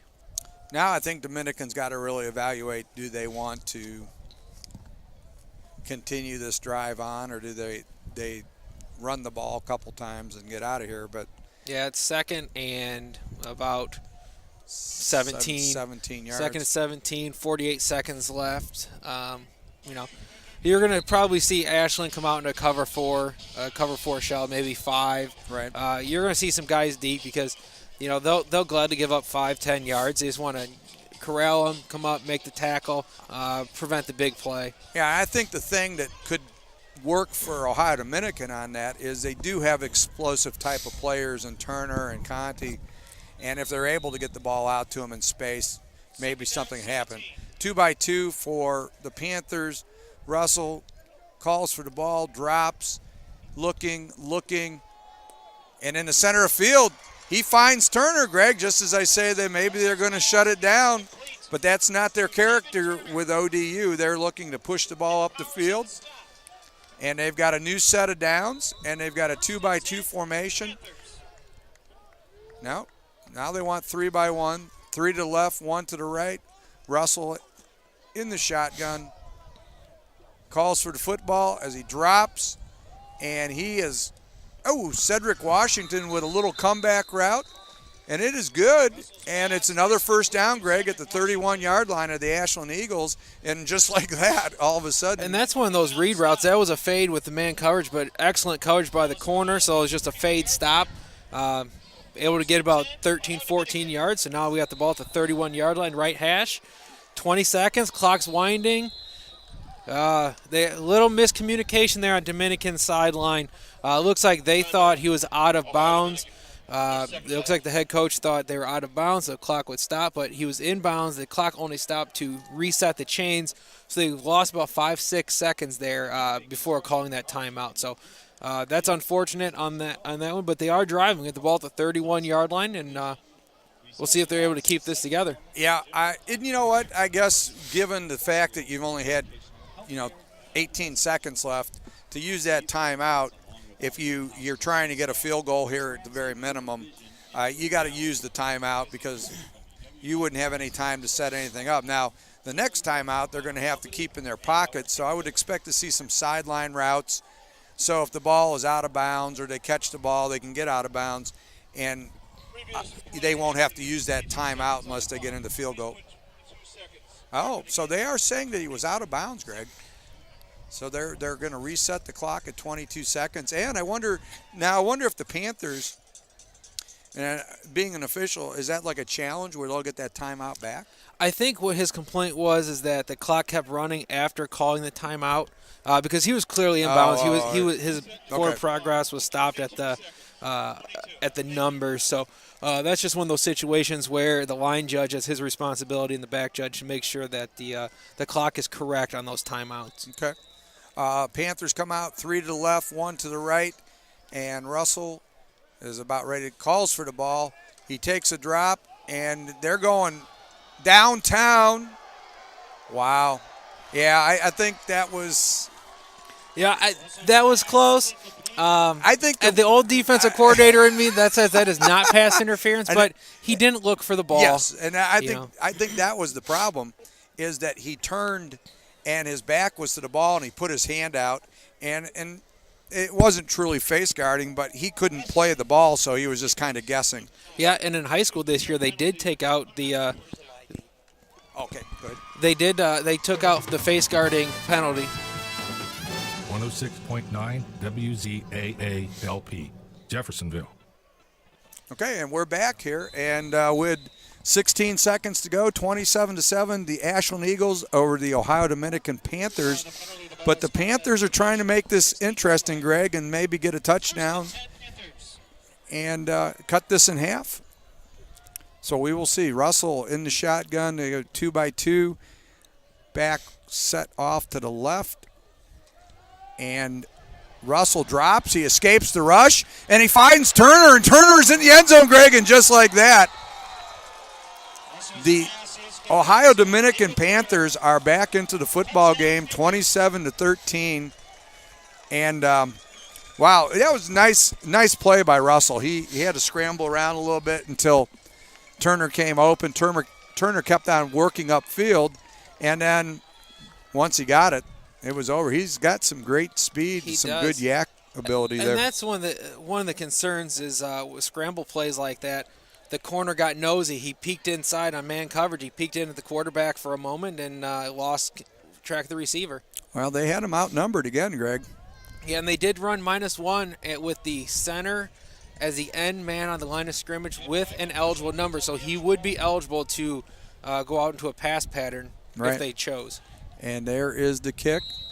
And that one's all right. So we've got a 27-14 game. And, Greg, where the game was looking kind of in doubt at one point there at 27-14, that's a big touchdown because Dominican is, they come out, get the ball, go down, and they're back in the game. Just 6 minutes ago in real time, but about 2.5 minutes in game time, we said, they'll probably shut it down and go into the half, and that's why we're up here, and they're down there. They're down there. Some excellent play. And like you said, that's when you have a quarterback the caliber of what they have. Yeah. It makes a lot of sense that he trusts them. He trusts them. He trusts the receivers. You don't win as many games as Dominican has the last few years without having trust in those players. And, they went out, got the job done, and now we'll see what Ashland does. Right. With 10 seconds left, I'm fairly confident saying they're probably not going to try to do too much unless you get good field position with, and with their return men, that's always a possibility. Right. I would expect they'll see some kind of a squib kick here. They probably don't want to put it in Irby's hand because Irby is a threat to bring it all the way back. So there would be no real good purpose to kick the ball deep to him right now. Yeah, there's some guys in front of him who have some higher numbers. I'd probably kick it to them if I'm going to do it. Yeah, I think they'll keep the ball on the ground and try to get out of the half here, and we'll get a new set of minutes here after halftime.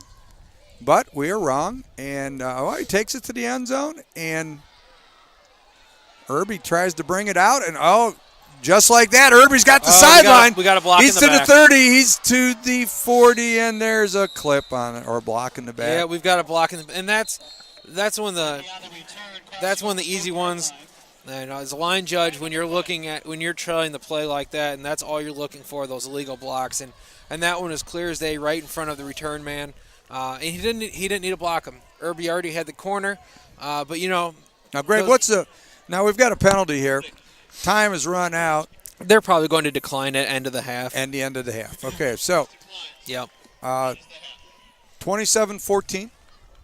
And Rick probably needed some coffee because I see our camera, our lovely camera girl here, Heather, is freezing to death. She's looking through the camera. But Reset the clock to 12. so 25 minutes on the clock until halftime. Greg, why don't you roust while I do the halftime stats? Why don't you get some scores for us, and we'll let people know what's going on with the games that were just starting or perhaps almost done as Greg jams out up here to the tunes. First half stats, we've got Ohio Dominican, 11 first downs to Ashland's 13. Rushing yards, Ohio Dominican, 14 carries for 7 yards. Ashland, 20 carries for 98 yards. Passing yards, 258 for ODU, and for Ashland, 200. ODU was 15 of 21 passing, and Ashland was 10 of 14. Total offensive plays and total offense, Ohio Dominican, 35 plays for 265 yards. Ashland, 34 plays for 298. So we've seen, Greg, 69 plays, 35 by Ohio Dominican and 34 by Ashland. So pretty even as far in terms of Greg has got the scores. So we'll jump over there and we'll finish this up as we come back from the scores. What do we have, Greg, going on? We're going to run down the top 25. We have number 13 Auburn, 6-0 lead over number 3 Clemson in the second quarter, late in the second quarter. Number 5 Oklahoma at number 2 Ohio State. Early in the game, first quarter, no score. Ohio State has the ball and driving. Chattanooga with 3 points at number 12 LSU, 7-3 there. So LSU struggling with a very tough Chattanooga team tonight. Number 15 Georgia. Coach O won't be happy about that. No, Coach O will not. Number 15 Georgia at number 24 Notre Dame, tied at 3 first quarter. Washington, number 7 Washington hosting Montana. No score, 12:20 left in the first quarter. The rest of these scores are final. Alabama 41-10 over Fresno State. Penn State 33-14 over Pitt. As we mentioned earlier in the pregame, number 8 Michigan takes down Cincinnati 36-14. Coach Fickle's Cincinnati Bearcats really did give Michigan all they could handle. They played really well today. They just weren't able to make enough plays to get that win. Number 9 Wisconsin hosting Florida Atlantic 31-14. We got technical difficulty here. The phone malfunction. The screen went blank here. So, while Greg's bringing that back up, let's continue on with the stats. And Greg got it back already. Back and better than ever. We had number 17 Louisville 47-35 victors over North Carolina. Delaware went to Virginia Tech. Number 18 Virginia Tech lost 27-0. Thank you. Kansas State, big winners, 55-7 over Charlotte. This is for Mark Scovanner out there. The number 23 TCU Horned Frogs went into Arkansas Razorback territory, took down the Razorbacks 28-7. Indiana State falls to Tennessee 42-7. These 4 games have been canceled because of hurricane. Louisiana Monroe at Florida State, Miami at Arkansas State, South Florida at Connecticut, Northern Colorado at Florida. Shortly, we'll be kicking off number 14 Stanford at number 6 USC. Boise State at Washington State, kicking off at 10:30 tonight. And a final from yesterday, number 11 Oklahoma State, 44-7 victors over South Alabama. So, I guess things are going according to form there. Now, do we have any, Greg, do you have any updates maybe on the Ohio Athletic Conference? They're in a bye week. That's true. They are, aren't they? Week one is since they have 10 teams in their conference, they play their 9 regular season games. Round in robin. conference. Right. Absolutely, yeah. And so they have their week one non-conference game. They take week 2 off, and they play their full slate coming into OAC play. Okay, that's reasonable. So, of course, last week in Division III, Mount Union played North Carolina Wesleyan. I'm sorry, and looks like Mount is back on the trail again as they won 58-0. Wisconsin Oshkosh, on the other hand, traveled to Cleveland and knocked off the John Carroll Blue Streaks. So, very similar to last year. John Carroll lost to Oshkosh, and then Mount Union, of course, ended up losing their tremendous 12-year winning streak of conference wins came to an end at the hands of John Carroll last year. So we're going to have the opportunity, of course, this is our first broadcast of the year, and at the end of the year on November 11th, which might be just as cold as it is tonight. Colder. This will be a balmy temperature compared to what we'll have with John Carroll and Mount Union. But, talking about that game, in 2005 when Ohio Northern went to Mount Union and took them down, the next year didn't go so well for the Polar Bears. Mount Union was out for vengeance, and I would expect that very similar mentality, very similar attitude by the Purple Raiders week 11 this season. But, John Carroll's no slouch. They're not going to just let you come into their house and push them around. So that's setting up to be an excellent matchup of possible top 5 teams. Yeah, a few years ago, we'd have to go back when they still allowed ties in college football. John Carroll and Mount Union tied, and then they met again in the NCAA playoffs, and Mount Union handily beat John Carroll when they met again.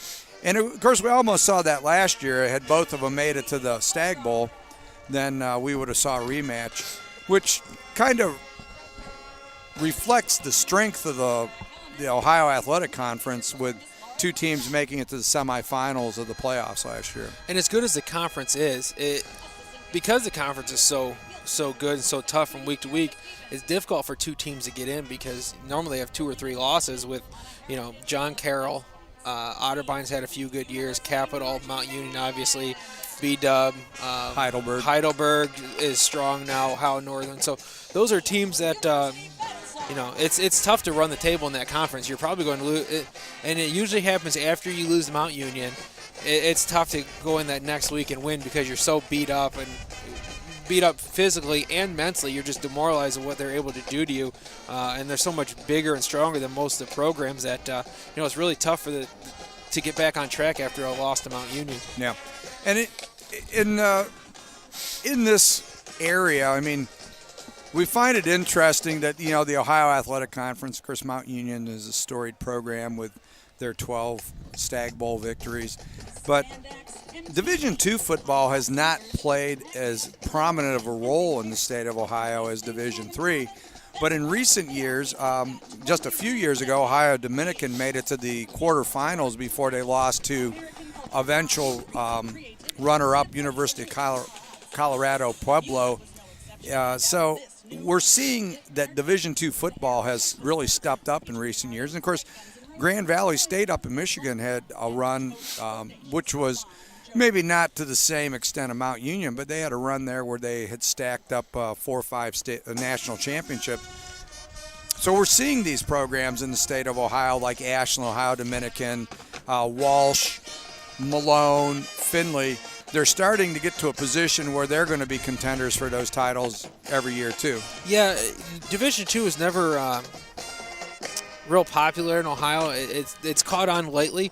Prior to that, a lot of the Division II schools in Ohio were part of NAIA, and that was another big conference, a big division, not affiliated with the NCAA. So in the last 15, 20 years is when a lot of these Ohio schools made the jump to the NCAA into Division II. So, they're starting to get their feet wet. But like you said, Grand Valley State up in Michigan, they're the predominant program in Division II.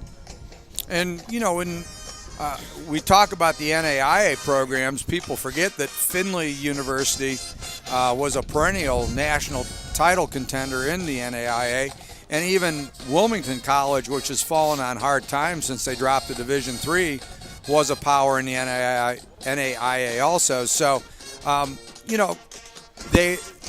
the landscape's changing, but I think that Ashland and Ohio Dominican have set the tone for this to be a game comparable to the OAC's John Carroll and Mount Union.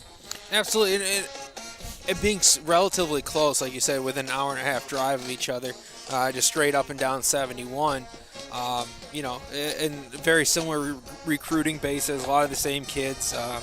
It's just a natural rivalry being so close. Right. And, that takes us into next week's game when we watch the Hawking Hawks, the only junior college program in the state of Ohio. They'll be taking on these same Ashland Eagles, except they'll be their JV team. And some people that don't understand how junior college works is it's basically they're getting a 2-year degree, an associate degree. And then from that point, what they're going to do is those kids will move on to a 4-year school, where they will actually have 3 years to complete their 2 years of eligibility when they move on.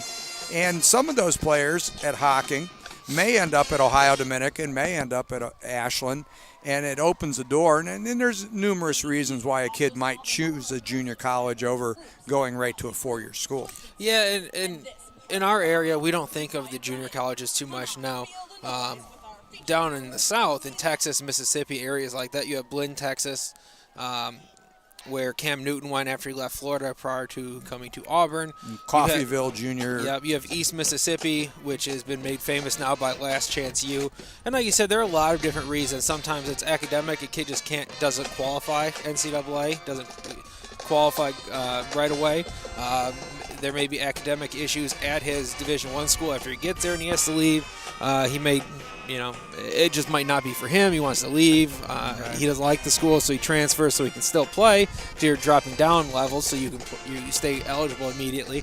All kids get in trouble. I mean, there's all kinds of assortment of issues, and the junior colleges are an excellent place for these kids to go, get their feet back underneath them, give them their second chance, and hopefully get them to whether it's Division I, Division II, whatever kind of program they're going to, really gets their foot back in the door and hopefully help them turn their lives around and get to play some extra ball.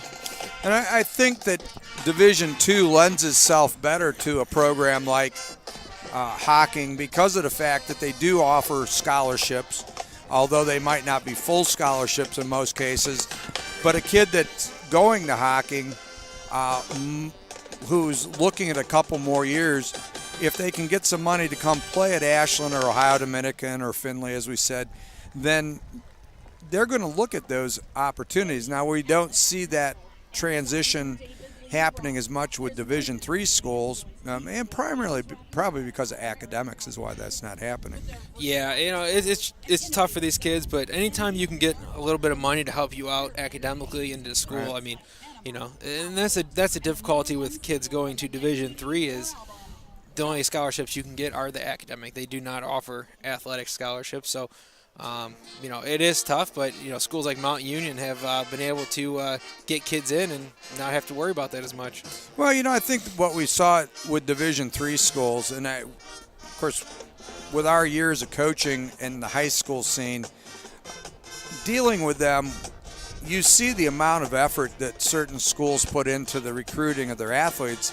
And one thing we've marveled at over the years is if you go to Mount Union is going to find all the academic money they can for you. If you're a blue-eyed, red-eyed Hungarian and they happen to have a grant and aid for that type of background, or they have some alumni that left scholarship money for that, Mount Union finds that for the kids. And quite honestly, it's why people say they're doing something illegal. They're not doing anything illegal. They're just outworking the other Division III schools. Yeah, and that's the problem with Division III is, some schools are willing to use their endowment and get kids in for all sports, not just football or not just baseball, whatever. But then, unfortunately, you have some schools that don't want to use their money to get kids in, and you have to spend money to make money. And, Right. if you give some kids academic scholarships to come play sports, well, a lot of these schools are $20, $30, $40,000. So even if you give them a portion, you're still coming out on top. But, it's all what the president and the trustees and the boosters and things want to do. And, Mount Union said, listen, we'll spend whatever you need. And, and a lot of the OAC schools have to do the same thing to try to keep up with them. Well, and the other thing, it comes down to a facilities game. And talking about facilities, we're at the Martinelli Field and the Dwight Shar Athletic Complex, and quite possibly this is the best Division II, at least. Well, before I say that, it is probably a school-built facility. This is probably the premier Division II facility in the state of Ohio. However, right down the street where Malone University is, Malone will now be using the Hall of Fame Stadium, the Tom Benson Hall of Fame Stadium, which used to be Fawcett Stadium right by the Hall of Fame. That is now their home field, where we'll be doing a couple games later this year. Yeah, I like that you threw a disclaimer in there because the facilities here in Ashland are just beautiful. I mean, it's amazing. We've come here before when we were coaching with some high school teams, and they treat you excellently around here. I mean, they treat you like gold, and they give you whatever you need. But you can't compete with what Malone has. I mean, you have an NFL stadium. Yeah. I mean, Yep. you just nobody can pony up the dough to get a stadium like that, and that's an excellent recruiting tool that they have. Yeah, oh, absolutely. And here at Ashland, of course, I had a son that attended here who wrestled and played spring football here one year. And the one thing that Ashland does with their recruits is they know how to feed them, Greg, because they reputedly have the best food service program in the country. And I have eaten here, and the food is excellent. So, is that a factor? Well, if you don't want to be going to McDonald's and Burger King at night because the food isn't good at your university, that's not the case at Ashland. No, they take care of you here, and that's why they've been so successful for an extended period of time. Is they treat people right here, whether you are part of their program, if you're just a regular old student, or if you are a visiting high school team here for a 7-on-7 tournament. They treat you the right way, and they'll do anything for you because that's just the kind of people they are here. Yeah. And instead of the Jerry Maguire show me the money, it's show me the facilities and show me the love. And that's what these schools are doing, is they're putting together facilities for the let's face it, if you're spending $35,000, $40,000 a year to go to school, what are you getting in return for it? And if you're getting a pile of crap, then they're not going to end up coming to those schools. So, kudos to Ashland. Of course, Ohio Dominican in their own rights is a very young program, consistently improving what they've got down there. And I would not be surprised within, a certain amount of years that you'll see things like we see at Ashland starting to be built at Ohio Dominican. No, absolutely, and over at Dominican, their baseball facilities are just phenomenal. They're doing things the right way also. Yep. Here at Ashland, there's a little more space for Ashland to expand, and Ohio Dominican, they're kind of landlocked there with the big city of Columbus, but they're doing really wonderful things over there. And some other university in that town too. Yeah, just down the street up over by 315. I think they're playing this evening. So maybe we get an update on that score here. Yeah, we'll take a look at it, and we got about 2 minutes left in our halftime. So well, let me get the individual stats here, Greg. For Ohio Dominican, their leading rusher was Brandon Schoen with 5 carries for 11 yards. Grant Russell was 15 of 21 for 258 yards, 2 touchdowns. He was sacked 3 times. Receiving, David Turner, 7 catches for 133, 2 touchdowns. Corey Conti, 3 for 85. Cedric Washington, 2 catches for 19. For Ashland, Andrew Vaughn, 13 carries, 79 yards, and 2 touchdowns. Luke Ogie, 4 carries for 33 yards. Travis Tarnowski, 10 completions on 14 attempts for 200 yards and 1 TD. He was sacked twice. Receiving, we've got Luke Wilcox with 2 catches for 111 yards and 1 touchdown to lead the Eagles. And Greg's star there for the Dominican Panthers on defense was Cameron Cole, who had 5 unassisted tackles, 4 assists for a total of 9. He had a sack and 2 TFLs. Quite the first half for Cameron Cole of Ohio Dominican. So what do we have, Greg? We've got Oklahoma with the football, just starting the second quarter, still no score. So a lot of people thought it would be a high-scoring affair just because of the offenses, Baker Mayfield, and the experience Ohio State has coming back. But right now the defenses are holding out, in which I'm not too surprised that the Buckeyes defense is holding strong right now. They did force the first turnover of the game, so they're holding on. And last week against Indiana, Indiana won a lot of those 50-50 jump balls. Right. And not much you can do about that. But it seems like Coach Combs and Coach Shian on the defense has got things turned around for him, and we'll see how that goes. But 15 minutes up on the clock here, get ready to start the second half. Ashland is going to receive. And Ashland will be moving from your right to left on your radio dial if you're listening on WZAA.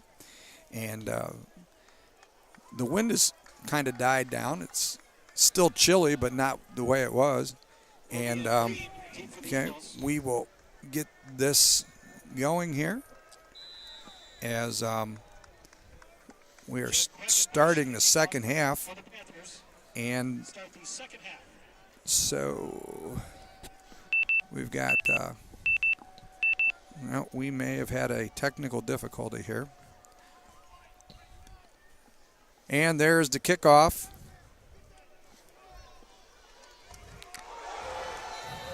Excellent tackle. We had tackled at about the 25-yard line.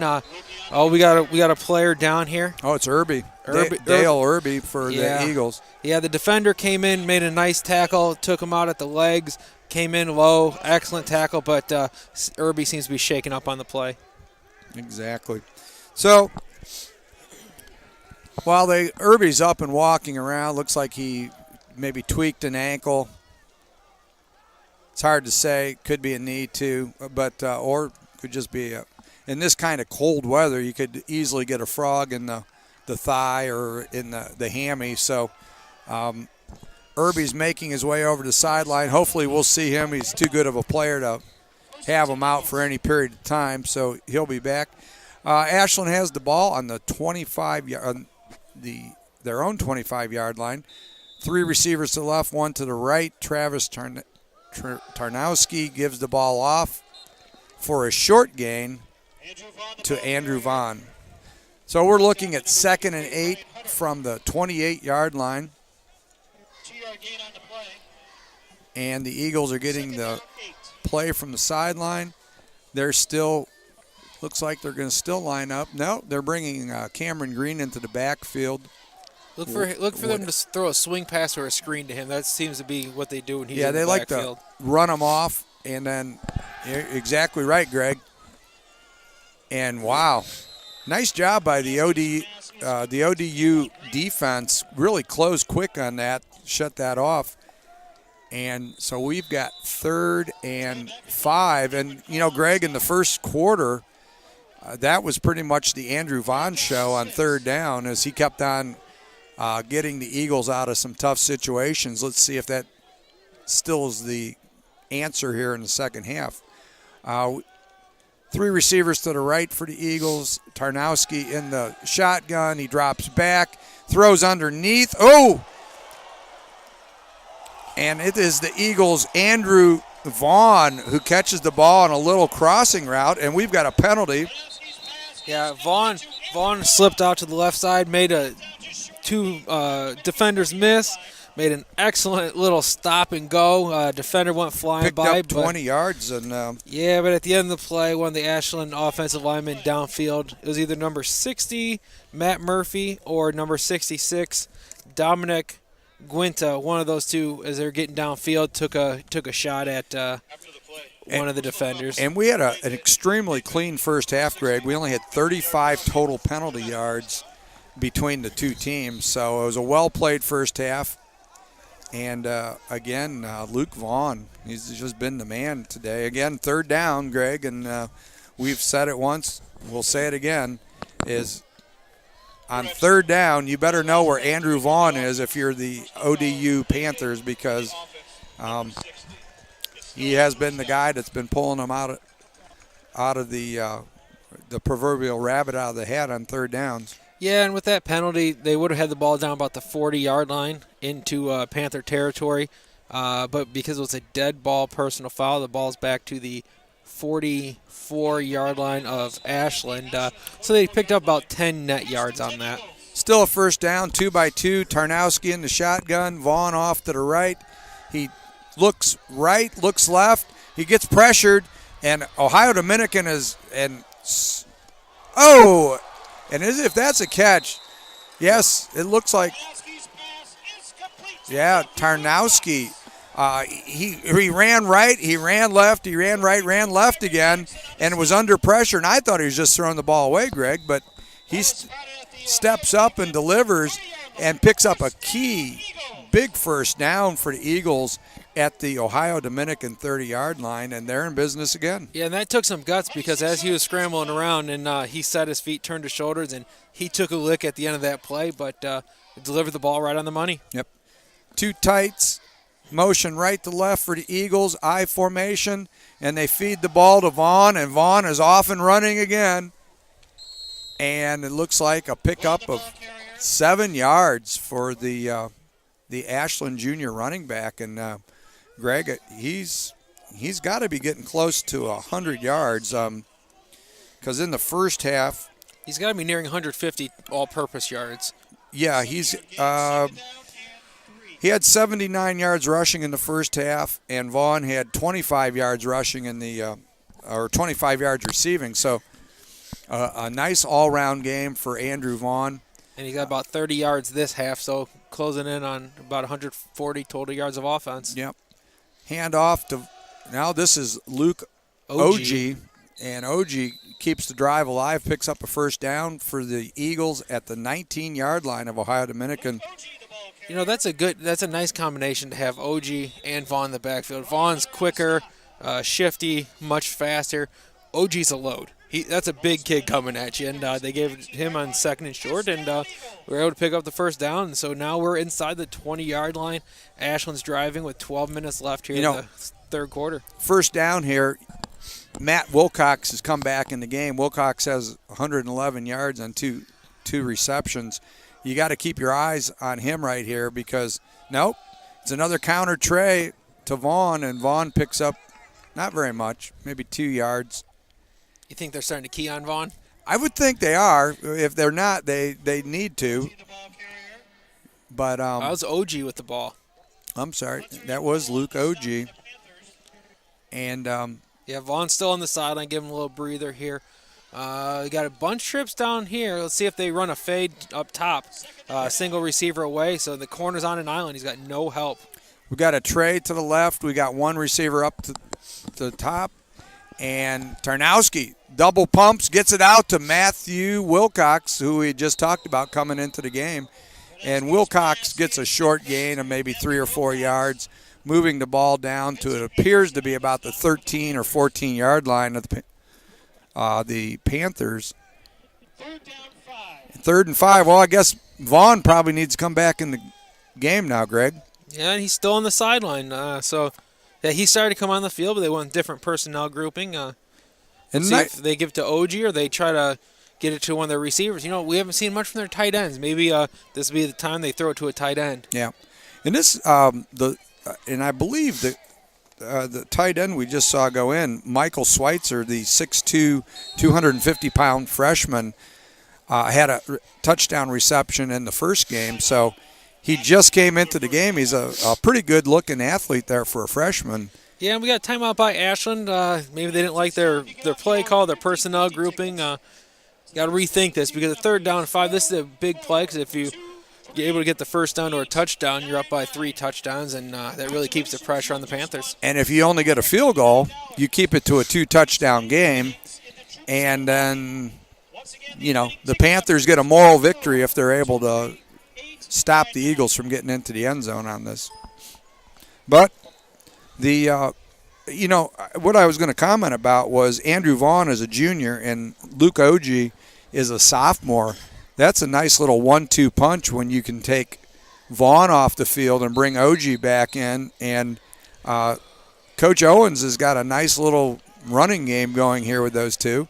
And, again, not to belabor a point, but we had identified in the beginning of the game that we felt that could be the key where Ashland would be able to run the football and maintain possession. So we've got third down and about 5 yards.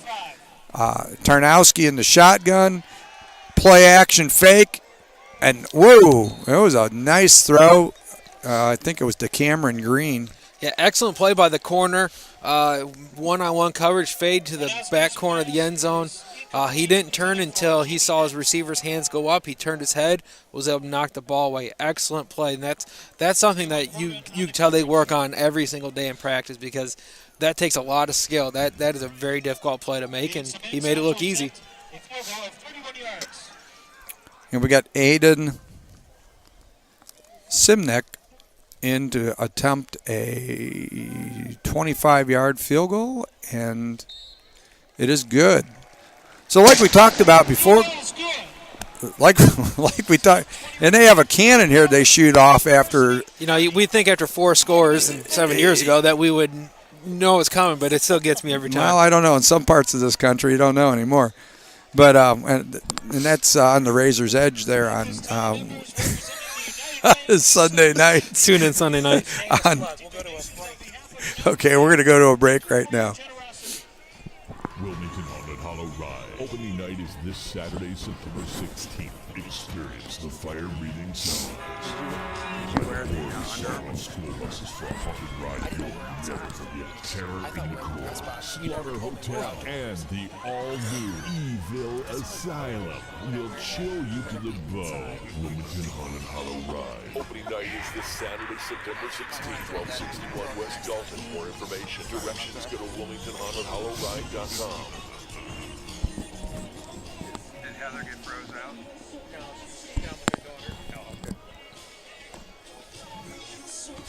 How's the I know here we are with Ashland getting ready to kick off to the Panthers. Their 5th kick of the game. So, of course, we've got David Turner back and Corey Conti as the 2 deep men for Ohio Dominican. These guys, Corey Contini. I guess I call him Conti. I think of Bill Conti, the musician. And there is the kickoff from Simnick. And, again, it's Turner. And Turner finds a little bit of room and works his way out to the 29-yard line where the Panthers will take over. Greg, if they can do what they did at the end of the first half, they can make this interesting. If they can trade 7s for a 3 here, then the game's going to start getting interesting again. Yeah, and if they do score a touchdown to make it 30-20, do they go for 1, make it a 9-point game or 8? But I think they just kick the extra point. Yeah. And Russell gives the ball off to Schoen, and really probably one of the best rushing gains they've had the whole game. Yeah, about 6-yard pickup on that one out to the 34-yard line. So we set the ball at the left hash, and the Panthers are coming up without a huddle and a little quicker this time. Sometimes they go hurry up, and sometimes they just go no huddle and take their time. Russell hands the ball off to Schoen again, and they've come out with at least the appearance that they want to try to get that running game going. But, wow, it's tough going inside there. The Ashland front has been great all night as they've put pressure on Russell. They've been able to pretty much silence the run game completely. So Russell's looking at a 3rd down and 4. He's got 2 receivers to the right, He gets ready to call for the ball, and there's the snap. He drops back, and wow, Cedric Washington with a nice catch. Threw it on the wrong side of the receiver, and Washington was able to spin his body around and react to the football. Nice catch. Yeah, and that's a tough pass because he saw that the corner was coming hard on the inside slant, and he just threw it to the back shoulder. That was an excellent catch by the receiver. Short slot to the left for the Panthers, and Russell play action drops, and he is looking for, it's Conti again, and Conti is to the end zone. Touchdown, Panthers, and just like that, Greg, we're getting a close game again here. Yeah, we're some fireworks happening here. Contini, excellent catch at right along the sideline. Safety and the corner both went for the ball, didn't go after him, and he was able to beat the rest of the Eagles defense to the end zone. Now, Contini had 3 catches for 85 yards before that, so he's well over 100 yards after that. Another 62-yard reception there, and he's having himself a game tonight. He is. We had talked about, and the muddle huddle again by the Panthers, and the Eagles adjust. I'm not quite sure they're adjusting right to it, but yeah, because they're only covering up 6 guys, and that means you're even and we're leaving. Well, and I guess the thing that you would look at there is, do they feel that they're not intimidated by the ability of Ohio Dominican to move their guys, so they don't feel they need to get numbers over there. But yeah, and you don't know if the Panthers are going to hold on to a 2-point conversion play until they absolutely need it, because now they're down by 9. Maybe that's something they look at later in the game if they need 2 points. And, of course, we talked about this series as 4 games to 3 in favor of Ashland, and the point differential over those 7 games is, I believe, a touchdown. So that tells you how evenly matched these teams have been over the last 7 years. And before that, Ohio Dominican had just started football, and they're putting the numbers up on the Jumbotron right now as far as the series is concerned. But offenses are starting to warm up, and we had commented how close the offense statistics were is in terms of not necessarily time of possession, but the fact that in the first half, ODU surprisingly had 35 plays, and Ashland had 34, so it was almost dead even on possession. And we get ready for the kickoff from Jed Quackenbush for the We have a jet kick down to the short side of the field to one of the upbacks. And they decide not to take the chance to kick it deep, but give up a little field position in the process. Now, in high school, that wouldn't be the bad thing right there necessarily, because we always felt that it was that was to our advantage. But in the college game, if you're giving the ball on the 35 or 40-yard line, where the offenses are a little bit more sophisticated, that's not necessarily a smart thing to do. The Eagles come out with 2 receivers to the right, 1 to the left, back offset to the right of Tarnowski. Tarnowski's getting flushed, pressured.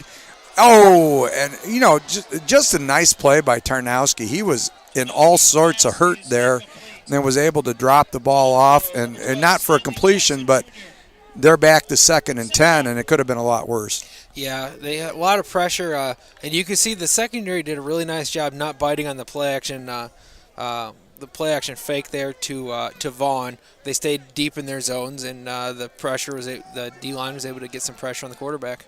3-by-1 formation, 3 to the right for the Eagles. Tarnowski in the shotgun gives the ball to Vaughn, but who else? And Vaughn squeezes out about a 3-4 yard gain. And Vaughn is right now with that carry is at 92 yards, Greg, and he's got 55 yards receiving, so he's right around 150 yards total. And 3rd and 7, I would venture to say they're going to get him the football in space. Well, he's been the 3rd down guy, so let's see if that. And the 1st down guy, and the 2nd down guy. So we've got 2-by-1. Green motions from right to left. Tarnowski drops. He looks, and who does he hit? But Vaughn, and Vaughn picks up about 12. They're doing an excellent job of he's coming up in the middle of the field like he's going to block and leaks out into the flats, and nobody is covering him. Yeah, you've got to get a linebacker on him, and I don't know how he's getting lost in coverage unless ODU has just decided to commit so many to the pass rush that they're going to say we're going to get to the quarterback before he can throw it, but that hasn't worked. No, it hasn't. And I'm not sure. One of those linebackers has got to pick him up out of the backfield. Tight end. Now, this is traditionally a counter trey, but it's just a power play off tackle. And Vaughn just picks up another 4 yards. And he is almost to 100, Greg. I think he's about 3 yards under 100 yards for the night. And he's got a really nice jump cut when he gets to the hole. He turns his shoulders perpendicular to the line of scrimmage and makes a little jump cut, slices through, and then gets parallel. And he does a really nice job of making himself small coming through those holes. And he's a nice complete back. He can do it all. He can catch it and run it. Okay, the Eagles have 3 to the left. They give the ball to OG, and OG keeps on powering forward down to the 34-yard line, and a first down for the Eagles. And,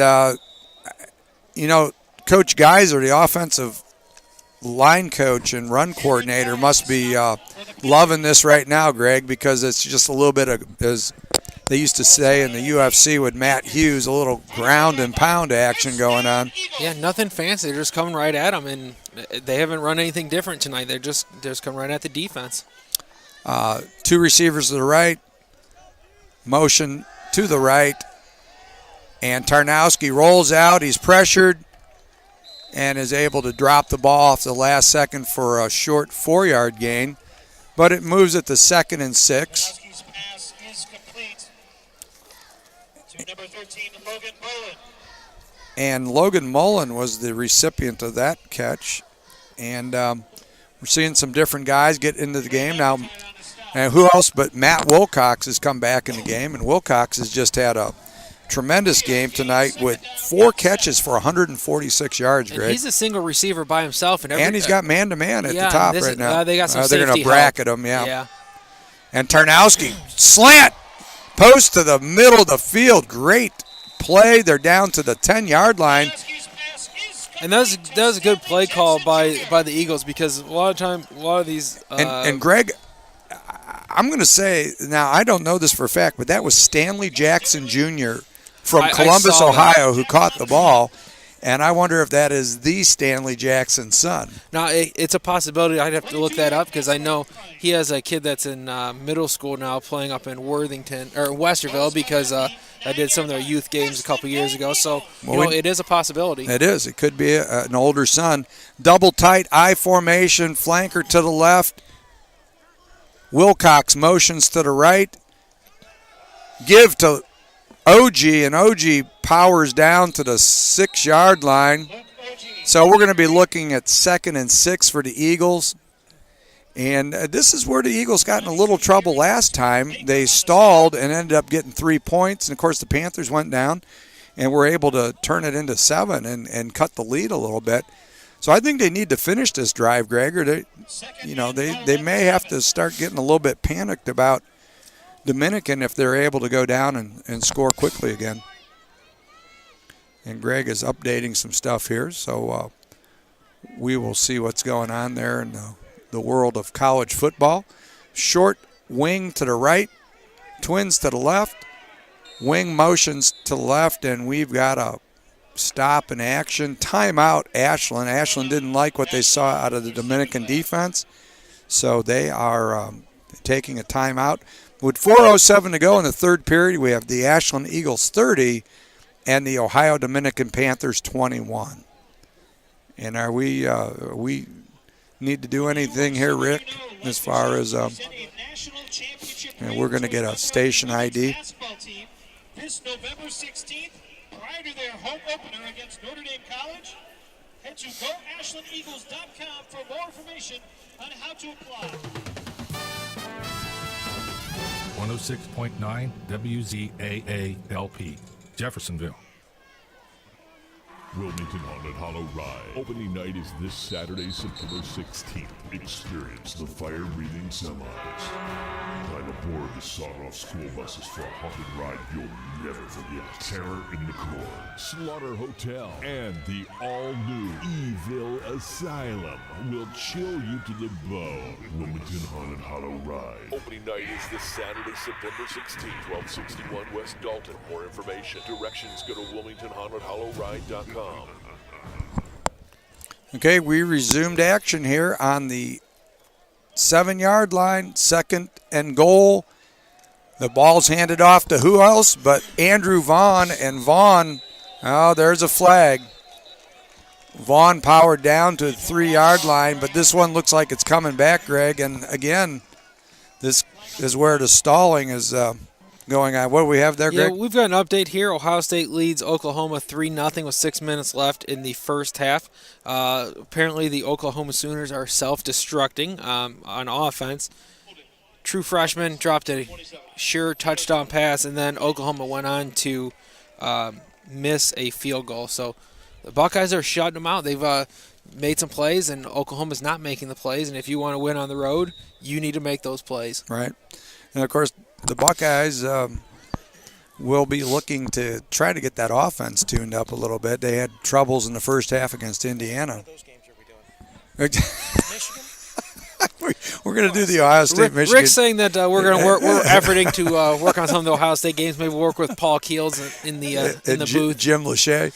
The Eagles are back on the 18-yard line. Throw underneath to who else but Andrew Vaughn, and he almost gets the ball back to the 3-yard line, Greg. You know, his quickness is just amazing. He takes one step and he's at full speed, and you know, in the open field, he's just incredible. Yeah, and down in this situation, we talked about him a little bit earlier. Michael Schweitzer, the 6'2" freshman tight end from Dublin, is in the game. And I wouldn't be surprised if we don't see something thrown to him. Schweitzer, man in motion from right to left, and play action fake. And who did they throw it to but Schweitzer, the motion man. So a big target there, big physical kid. And that brings up 4th down, Greg, and they got to kick a field goal again. Yeah, and we knew they were going to go to him eventually. They just weren't able to connect on that one. Yeah. And I think even if they did connect, he would have been about a yard or two short of the first of the end zone. And Aiden Simnick, Aiden Simmons out to attempt a 21-yard field goal. 21-yard field goal for the Eagles. And it is good, so the Ashland Eagles extend their lead to 33-21. And if there's anything we learned in the first 2 games with these teams is they score a ton of points in the fourth quarter. Yeah, that's been their bread and butter, and they seem to get warmed up, and which makes sense early in the season.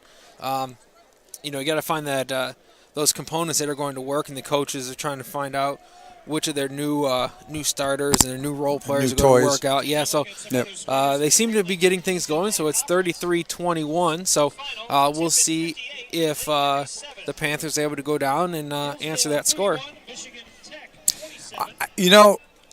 I would say right here that this is a key juncture for both football teams, because if the Panthers are able to go down and score, they've cut it inside a touchdown. And Ashland, on the other hand, they want to keep this at double digits as far as the lead.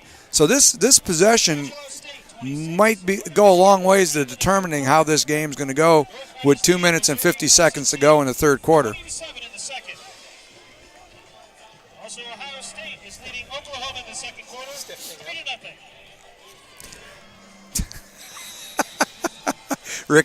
Rick Phillips working on the board here is doing some aerobics to warm himself up. And Heather she warms herself up by shivering over here, I think. Like a chihuahua. And David Turner. It's coming back with a hold. And Turner's done a nice job whenever he gets the ball. That is for sure here. And let's see. Okay, we've just got our up-to-date stats. Ashland is now at 443 yards here, and we're not even in the fourth quarter. We're looking at about 600 yards of offense tonight for them. And not to be outdone, Ohio Dominican is at 336. So we might see 1,000 yards of offense tonight before it's all said and done. That's kind of what we anticipated coming in. Two losses, they lost by less than 4 points each team. Yeah. We've got a trips formation to the tight trips to the right, and they give the ball to Schoen. And He Schoen, got the edge. wow, and there's the big gain of the night for Schoen. He picks up about 7 yards, and that's what they're going to have to be able to do if they want to at least slow Ashland down from getting the ball. Dominican comes out. They're going to go to their familiar 2x2 set. Russell in the shotgun with Schoen off to his left. Calls for the football. And a little quick pitch to Schoen. And Schoen is able to get the corner and get a first down. And I think that, and I'm not positive, Greg, but that might be their first rushing touchdown tonight. Yeah, if it's not their first rushing first down, it's the first one we've seen in quite a while. They haven't had a whole lot of success on the ground, just a couple yards here and there, but on those two plays, they're able to get about 15 yards of offense. And Schoen only had 17 yards before that carry, so he was a fake quick pitch to Schoen, and then they throw the ball to Schoen, and he picks up 1 yard. So I guess they're trying to use Schoen like Vaughn is being used by Ashland, but. Yeah, I don't know if that was a broken play or what the deal was, because it looked like the quarterback was having some trouble pitching him the ball, so he just held on to it. I thought they were going to fake the pitch and then go deep on a It was fade. Like in the replacements when he had all the gooey stuff on his hand and couldn't get rid of the ball. So there's Russell, hands the ball off, and wow, there's a renewed confidence here. Schoen picks up about 5 yards, and they've featured him for about 6 plays here in a row. So maybe they feel the Eagle defense, Greg, is just maybe worn down a little bit where they can attack them with the run. Yeah, and it could be that in combination of, like I mentioned earlier, their defense is starting to wear down a little bit, so they want to stay on the field as long as they can offensively. Yeah. Washington in motion at the top of the screen. Pass interference, yep. Yeah. And that's one of those. That's a tough play for the corner because you have a back shoulder fade, and he's playing the man one-on-one, and he's got his hands on him the whole way down the field. And when the receiver turns, try to catch off his back shoulder, there's nothing you're going to do. You already have a hold of him, and it's an easy call. And he was looking for their big offensive threat here, Corey Contini, who has 145 yards on 4 catches. That's pretty good average. Not bad. It is some impressive offensive players on both sides of the field here, Greg. I mean, of course, I guess that's why they've got probably close to 800 yards here. Yeah, absolutely. And like we said, they're 2 top 10 caliber football teams that we're seeing tonight. Yeah. Twins to the left, 1 receiver to the right. Ball, they run a read option with Schoen and Russell, and there was all sorts of nothing going on with that play. The Eagles weren't fooled for a second as they broke that down. Really, Greg, they did a nice job and stayed disciplined as they stayed with assignments. One man played quarterback, one man played the running back. And that was James Prater Jr., the number 2 that we mentioned earlier. It's about his second TFL for the game. Second and about 20 to go, and 2x2 formation. Russell drops straight back, and he is able to find. And the receiver dropped it. He had it. Oh. Then the DB hit him, and he dropped it. And that was Prater in coverage that time. Yeah. So he dropped into coverage. Excellent job on that one, and he was able to knock the ball away. Yeah, that was a nice throw. I mean, Russell showed some good arm strength and was able to feed it in there. So they are, let's see.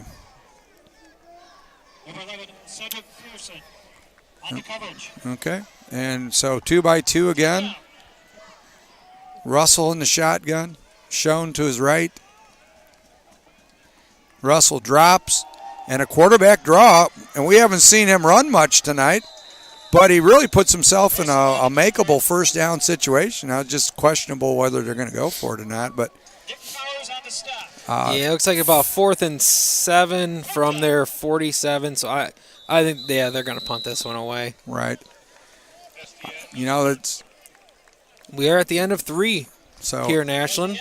33 for the Eagles. Panthers at 21. We're getting to that close to the point in the game where they're going to have to start going for these 4th downs, but I don't think we're there yet. I think the smart thing to do is punt the ball away, maybe get some good field position, trust your defense, and see if you can flip the field on them. Looking at the stats for Ashland, Andrew Vaughn has 17 carries for 96 yards and 2 touchdowns. And then he also has added 5 catches for 82 yards. So Vaughn is at 168 yards tonight. And a nice ball game for him. Now, Luke Oji has 8 carries for 46 yards. And offensively, as far as receivers for Ashland, Matt Wilcox, 4 catches for 146 yards. So we've seen some good offensive fireworks here. And the Panthers are getting in position to punt here. And as they get ready, it's a little bit of an Australian rugby kick.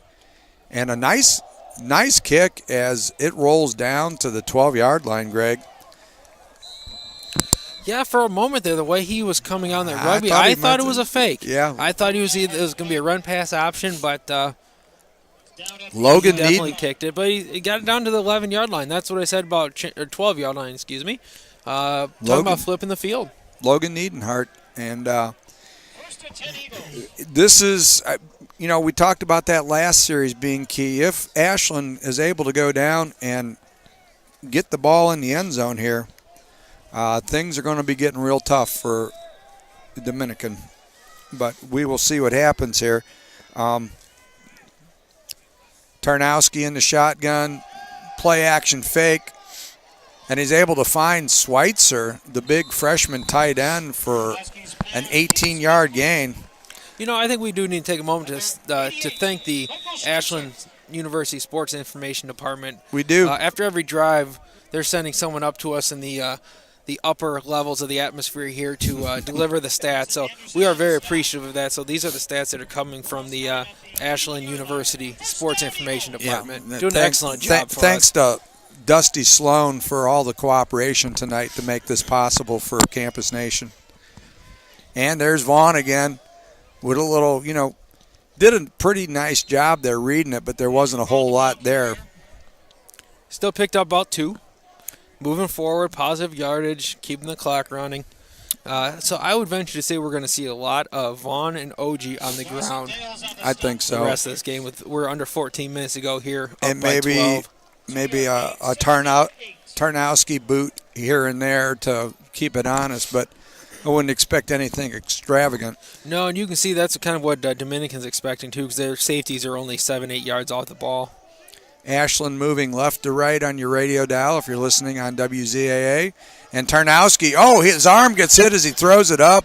A dangerous situation. That ball was up for grabs.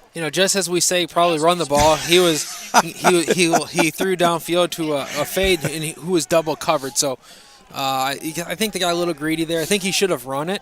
If he would have ran the ball there, then I think they would have been all right. And that's the second time we've seen that happen tonight. So, we've thought it was, they were getting into a running mode and then they threw it.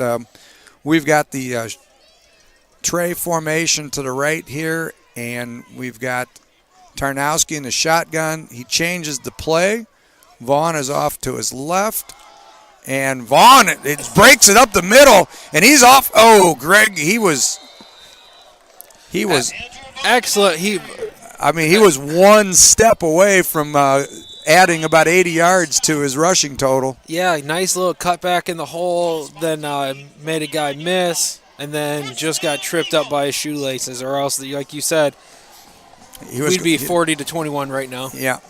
And Vaughn gets the ball out to the 49-yard line, 1st and 10 for the Eagles, who are about to get into Ohio Dominican territory. Tarnowski in the shotgun, 3 to the right. Luke OG.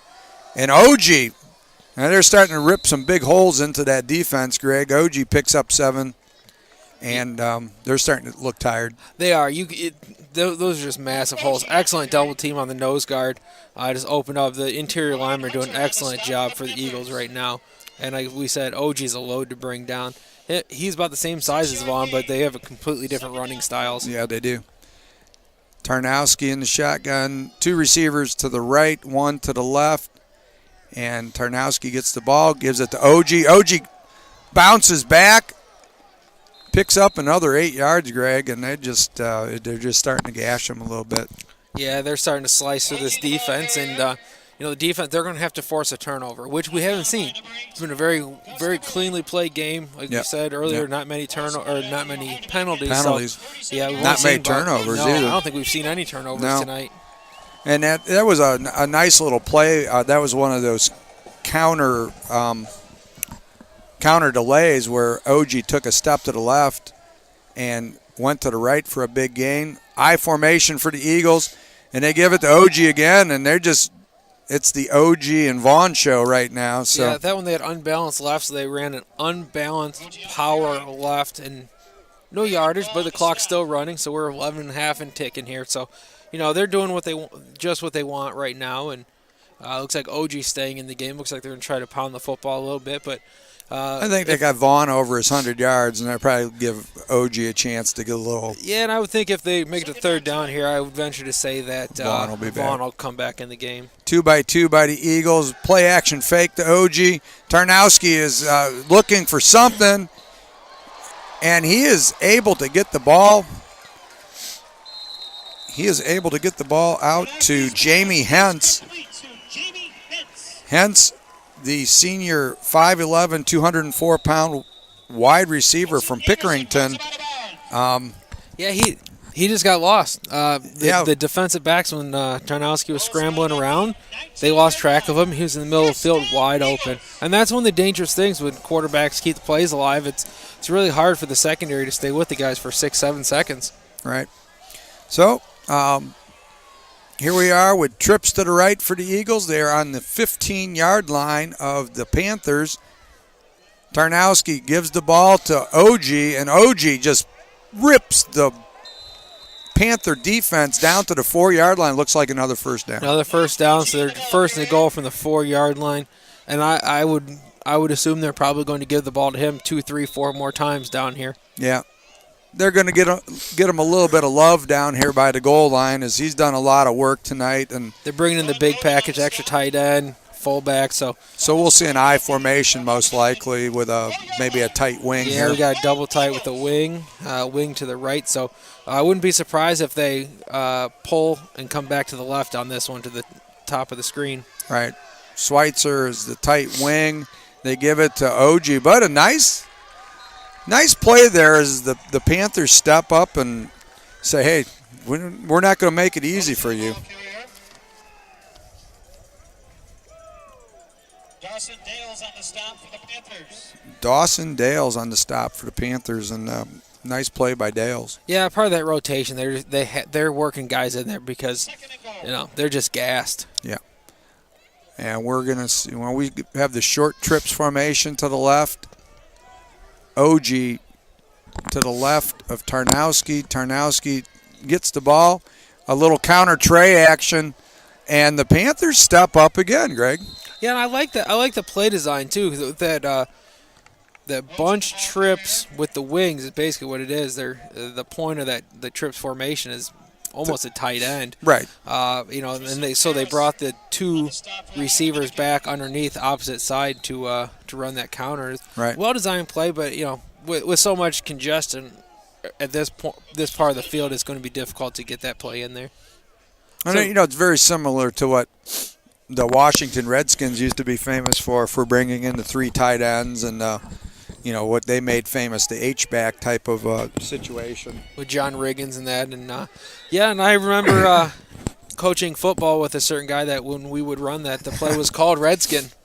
Yeah, it was called Redskin, and it worked just like the Redskins used to run it, too.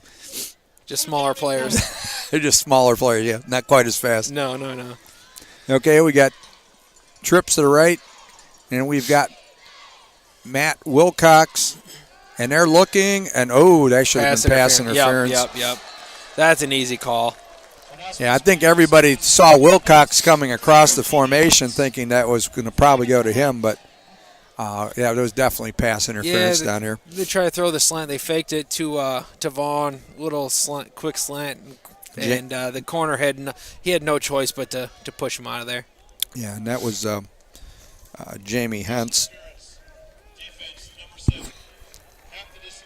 And Hentz is part of that receiving core that's been doing a really nice job blocking downfield for OG and Vaughn, and trying to get him a little love. But in college, it's an automatic first down. In high school, it'd just be that point would be half the distance to the goal, and you just replay the down.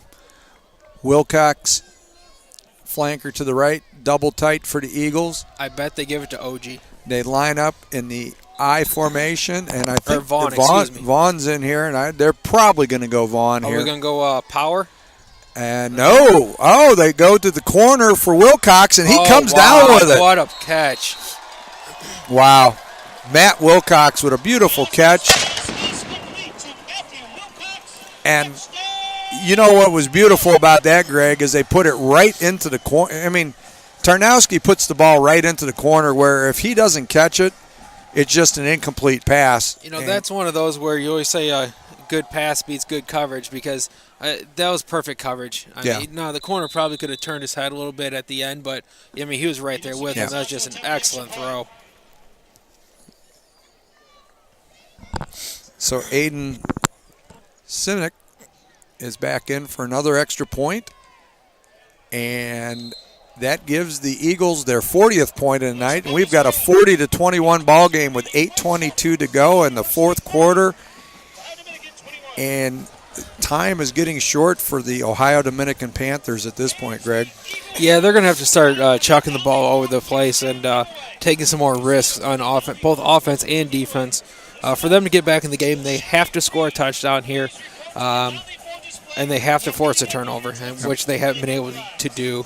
Their defense just hasn't been able to keep pace with the Ashland defense. Right.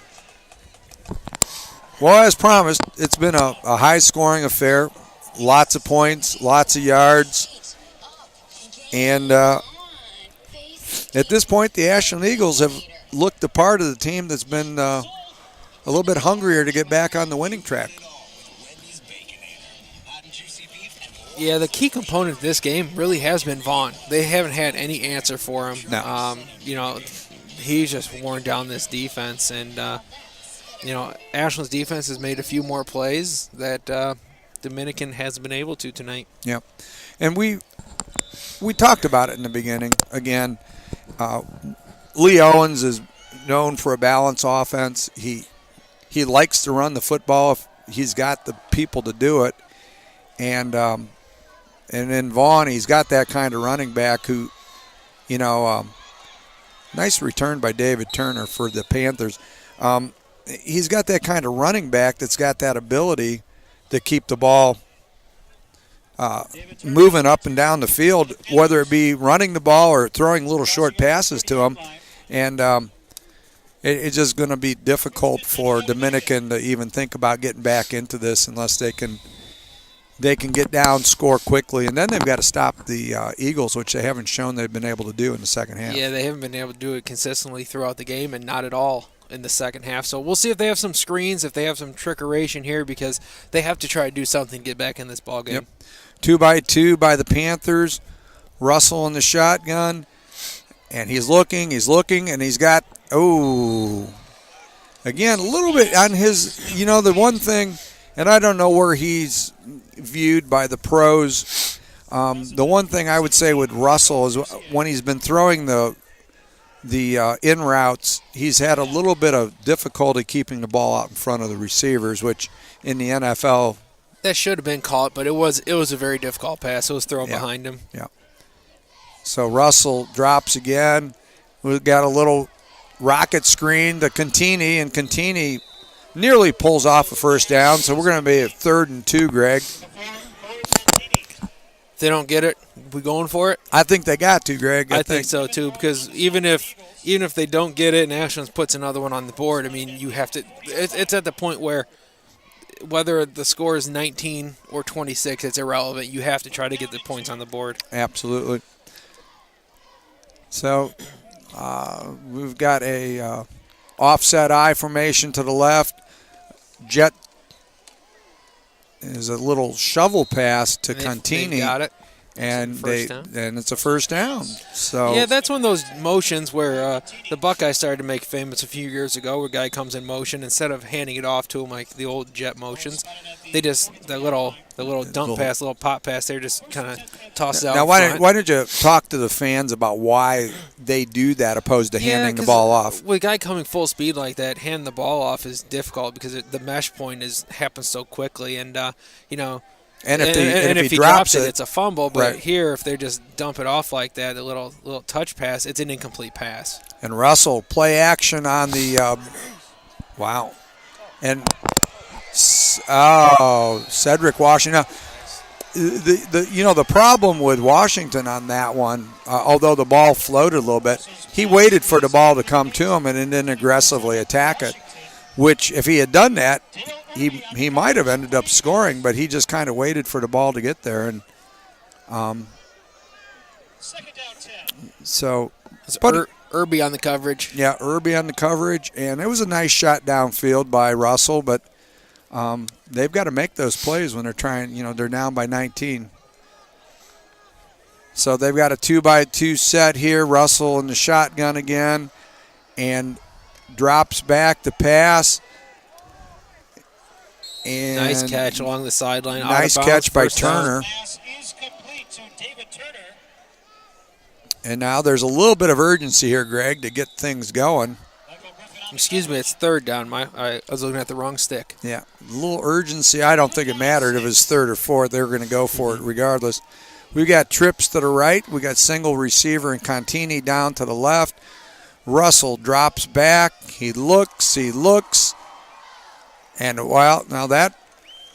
A lot of pressure in his face on that one. He wasn't able to step up into the pocket. And there was some contact, but I don't think it warranted a. The receiver was kind of getting ridden across the field. But as we said, at this point of the game, if the Panthers have any hopes of getting back into it, they're going to have to go for it here, which I believe we're going to see. So fourth down and about 6 yards, Greg, and it's getting to be a late hour for the Panthers' comeback if there's going to be one. Yeah, if they don't get this first down, then for all intents and purposes, this game is probably over with. 2-by-2 set, 4th and 6. Russell gets ready for the snap. He drops. He looks. The pressure's put on by the Eagles. Excellent stun up front. The defensive end, we had a tackle and defensive end combination there. TNT stun there. Tackle went outside. Defensive end came back underneath of him, and they didn't pick him up. And Harrison Hopple with the play, and he was one of the guys you mentioned earlier, Joe, that was a key up front and made an excellent play. And now the Ashland Eagles have the ball at the Panthers 37-yard line. So, and Vaughn's back on the field, Greg. Yeah, he's the guy they trust the most, and I would want the ball in his hands as often as possible come down the stretch here. They're going to try to seal it. I formation, flanker to the right. Vaughn's the tailback. Flanker motions to the left. Give to Vaughn, and Vaughn just rips a gaping hole. Shoestring in tackle the defense. There, who would have been gone. And 7-yard gain for Andrew Vaughn as he just keeps on adding to his total. Vaughn has before that carry had 116 yards on 19 carries and 2 touchdowns. On the day, Vaughn is nearly at that might have put him over 200 yards. So I believe he was at 198 total offense between the 82 yards rushing. Yeah, 82 receiving, 116. Or rushing. Yeah, he's about 203 yards total offense. That's a pretty good day at the office. Yeah. I formation. Flanker motion right to left. Give to Vaughn again. Vaughn's looking for the edge, but not that time. A little bit short of the first down. He'll be about a yard away from it. And you know what? That was a smart, unselfish team play there because he could have gotten to the corner and been ridden out of bounds, but he cut it back, take a shorter gain, and let the clock run. That's a smart heads-up team play right there. Keep the ball in bounds and keep it rolling, and Vaughn is on his way off. Looks like he's a little bit stiff, Greg. Of course, he's carried the ball quite. Well, he's run about a country mile. He's had a busy night, to say the least. I formation, flanker to the right. Now motions to the left, and it's going to, and an unusual carry for the fullback. Fullback with a 3-yard gain for a first down. Now let's get his name, 27 there. Mac Mikulski. That's the perfect name for a fullback. I mean, Mikulski, Mac Mikulski. Who else would you expect to be a fullback? And in film tomorrow when they watch this game, the kids are going to go crazy. His teammates are going to jump because Mac Mikulski got a carry. A 6'4", 244-pound junior from Parma, Ohio. That's a big kid. That's a big fullback there. And the ball goes to OG, and OG, not much going there, but at this point the Eagles are pretty content with just running the clock. Yeah, by the time the ball is snapped again, we'll be at about probably 3 minutes, 35 seconds, 3 minutes, 40 seconds. So they only have to run a few more plays, and they'll get out of here with a victory tonight. Yep. A hard-fought victory and a very impressive victory. Yeah, because, we talked a little bit on the sports show, Sports Planet, which airs 7 to 9 every Wednesday night on WZAA and Campus Nation. We talked about the fact that the key of a good team is how much they improve between week 1 and week 2 and which direction you're going. And if we base it on that, it looks like Ashland's going in the right direction. Yeah, they were able to put together a really nice game today, game plan. And, for those of you who are listening, Vaughn is very similar to Danny Woodhead, formerly of the Patriots, and just how he's able to he's not very big but very elusive in space, and just excellent run after catch abilities. Okay, we've got 3rd and 3 from the 18-yard line, trips to the right, and Tarnowski is still in the game, turns and throws the ball to number 13 for the Eagles, and we'll see if we can get a name on number 13. Logan Mullins, I believe. Is what they said, yeah. Logan Mullins with the catch and gets the Eagles back down in the red zone here. And I wonder if they're going to try to feed the ball to OG to try to get him. Well, now OG's not even in now, so some of the clean shirts are getting in, Greg, at this point of the game. Double tight. Schweitzer moves from left to right from the wing. And the Eagles are into the end zone again, and we will find out who this young man is. Number 38 for Ashland. Okay. Ortega. Ortega. Yeah. We will get. While we're looking that up, just the Buckeyes are at halftime tied 3-3 with the Oklahoma Sooners. So very, very low scoring affair tonight. Demise Ortega. Ortega, 1 carry, 1 touchdown. That's a good day. Good day for him. Yep. And with 2 minutes and 11 seconds to go, it is looking like the Ashland Eagles will go to 1-1 on the season. The ODU Panthers will likely drop to 0-2 unless we just have some titanic turnaround here. It looks like that the Ashland Eagles will be victorious tonight. And as Greg looks that up, of course, we just heard the Ohio State Buckeyes and Oklahoma Sooners are tied 3-3. Is that halftime, I believe? That is at the half, yes. So when you're done watching this game, you can flip over and watch the Buckeyes. We still have 2 minutes, 11 seconds, so don't go anywhere just yet. Stay with us. And, the Buckeyes are at halftime anyway, so there's nothing for you to watch. Nothing for you guys to watch except for staying tuned in to the Ashland Eagles and the Ohio Dominican Panthers here in Division II college football. Just about an hour and a half north of the Big Shoe. Yep. And, Greg, the fans have still hung in here. Cool night, good crowd, and everybody seems to be having a good time tonight. And the breeze has kind of calmed down, thankfully. Greg probably had parts of his body were about ready to fall off. Oh, we got a little extracurricular here. Let's not get anything here, guys. Let's clean it. Let's keep it clean. Let's get out of here. And so Dominican gets ready to take the field. And again, big thank you to the Ashland staff for getting us the stats after every drive. They're really keeping us updated. So, quick update on the stats. Vaughn, 21 carries, 125 yards, 2 touchdowns. OG, 72 yards on 68 yards on 15 carries. Ortega, 2 carries, 8 yards. So, 50% of the time he scored. Receiving, Wilcox, 147 yards, Vaughn, 82 yards. So, big days for several of the Ashland offensive players. Yep.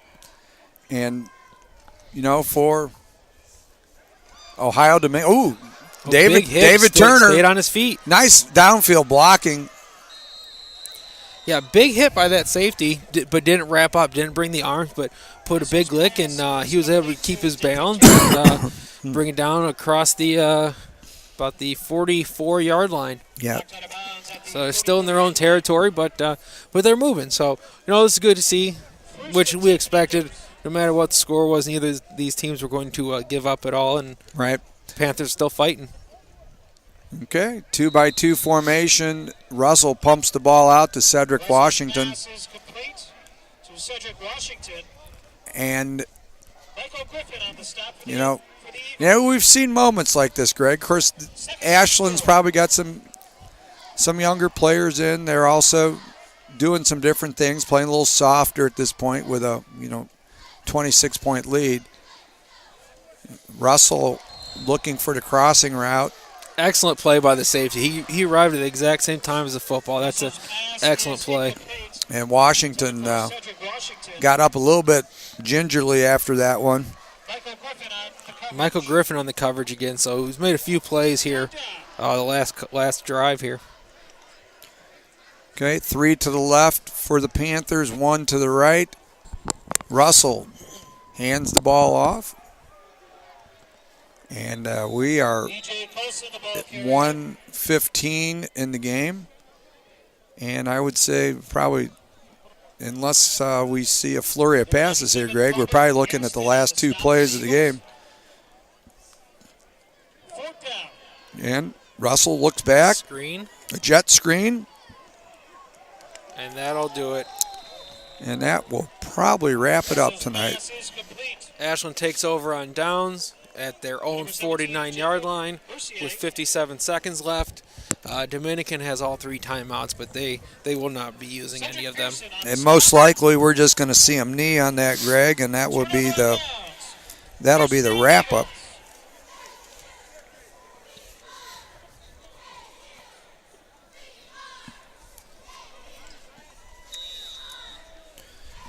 And we will probably see if we will get we'll get some. And some clean shirts get in to take the kneel. And the backup quarterback in, take a knee. So he comes in with a loss of 1 yard. And officially gets in the stat book. Yeah. And actually, I think they give those as team losses. They don't give them to one particular player on these. Yeah, because it's not fair to the kid that comes in and takes the bullet on these. But you get in the game. That's the important thing. Yeah, yeah. And that should be the final knee. 24 seconds left in the game. So, Greg, first game of the week broadcast this year. We expected a game with offensive fireworks, and we got it. Ashland did the things they needed to do. What we felt, they pretty much dominated on both sides of the ball on the offensive line and defensive line, and came away with a convincing victory tonight. They did. They looked impressive on all sides of the ball, offense, defense, special teams. Even though they missed an extra point, they had some good returns. They made some nice plays in the kicking game. They just, they gave up a couple of big plays, but all in all, they were able to keep it together. And, of course, next week, the game of the week travels to Nelsonville, Ohio, out by Athens, for the Hawking Hawks and these very same Ashland Eagles, except it'll be the younger version. It'll be the JV team coming out there to play. Yeah, and that's a big thing for the JV team because, a lot of these kids, with so many kids on the roster, they don't get in the games, especially the younger players, usually the non-varsity players. So, it's good to keep them involved in the program, keep them at the school, and also as a way to develop them. Just like in high school, the freshmen and JV teams, they're used to develop the kids that way when they do move up to varsity, they're ready to go, and it's not just throwing somebody in there that hasn't played college football before. Yeah, it's about reps, and you want to get each one of those kids, no matter, whether they be a freshman, sophomore, junior, you want to get them more reps so that you can see them on film and find out if they're going to be players for you down the road. Yeah, because you want to get as many, like you said, as many reps as possible, and looks like we've got some of the JV players right now coming out on the field to talk to the varsity, congratulate them, and it's good for those kids because they work hard in practice, and they get they get the raw end of things. They get to practice. Be the scout team players. They do. They get to get beat up on quite often, and it's their chance to go out on Sundays and beat up on somebody else. So, well, Greg, from Dwight Scharf Athletic Complex, Martinelli Field here in Ashland, Ohio. 47-21, the Ashland Eagles beat the Ohio Dominican Panthers. For Rick Phillips, Greg Henning, I'm Bill Rayback. Good night, everyone.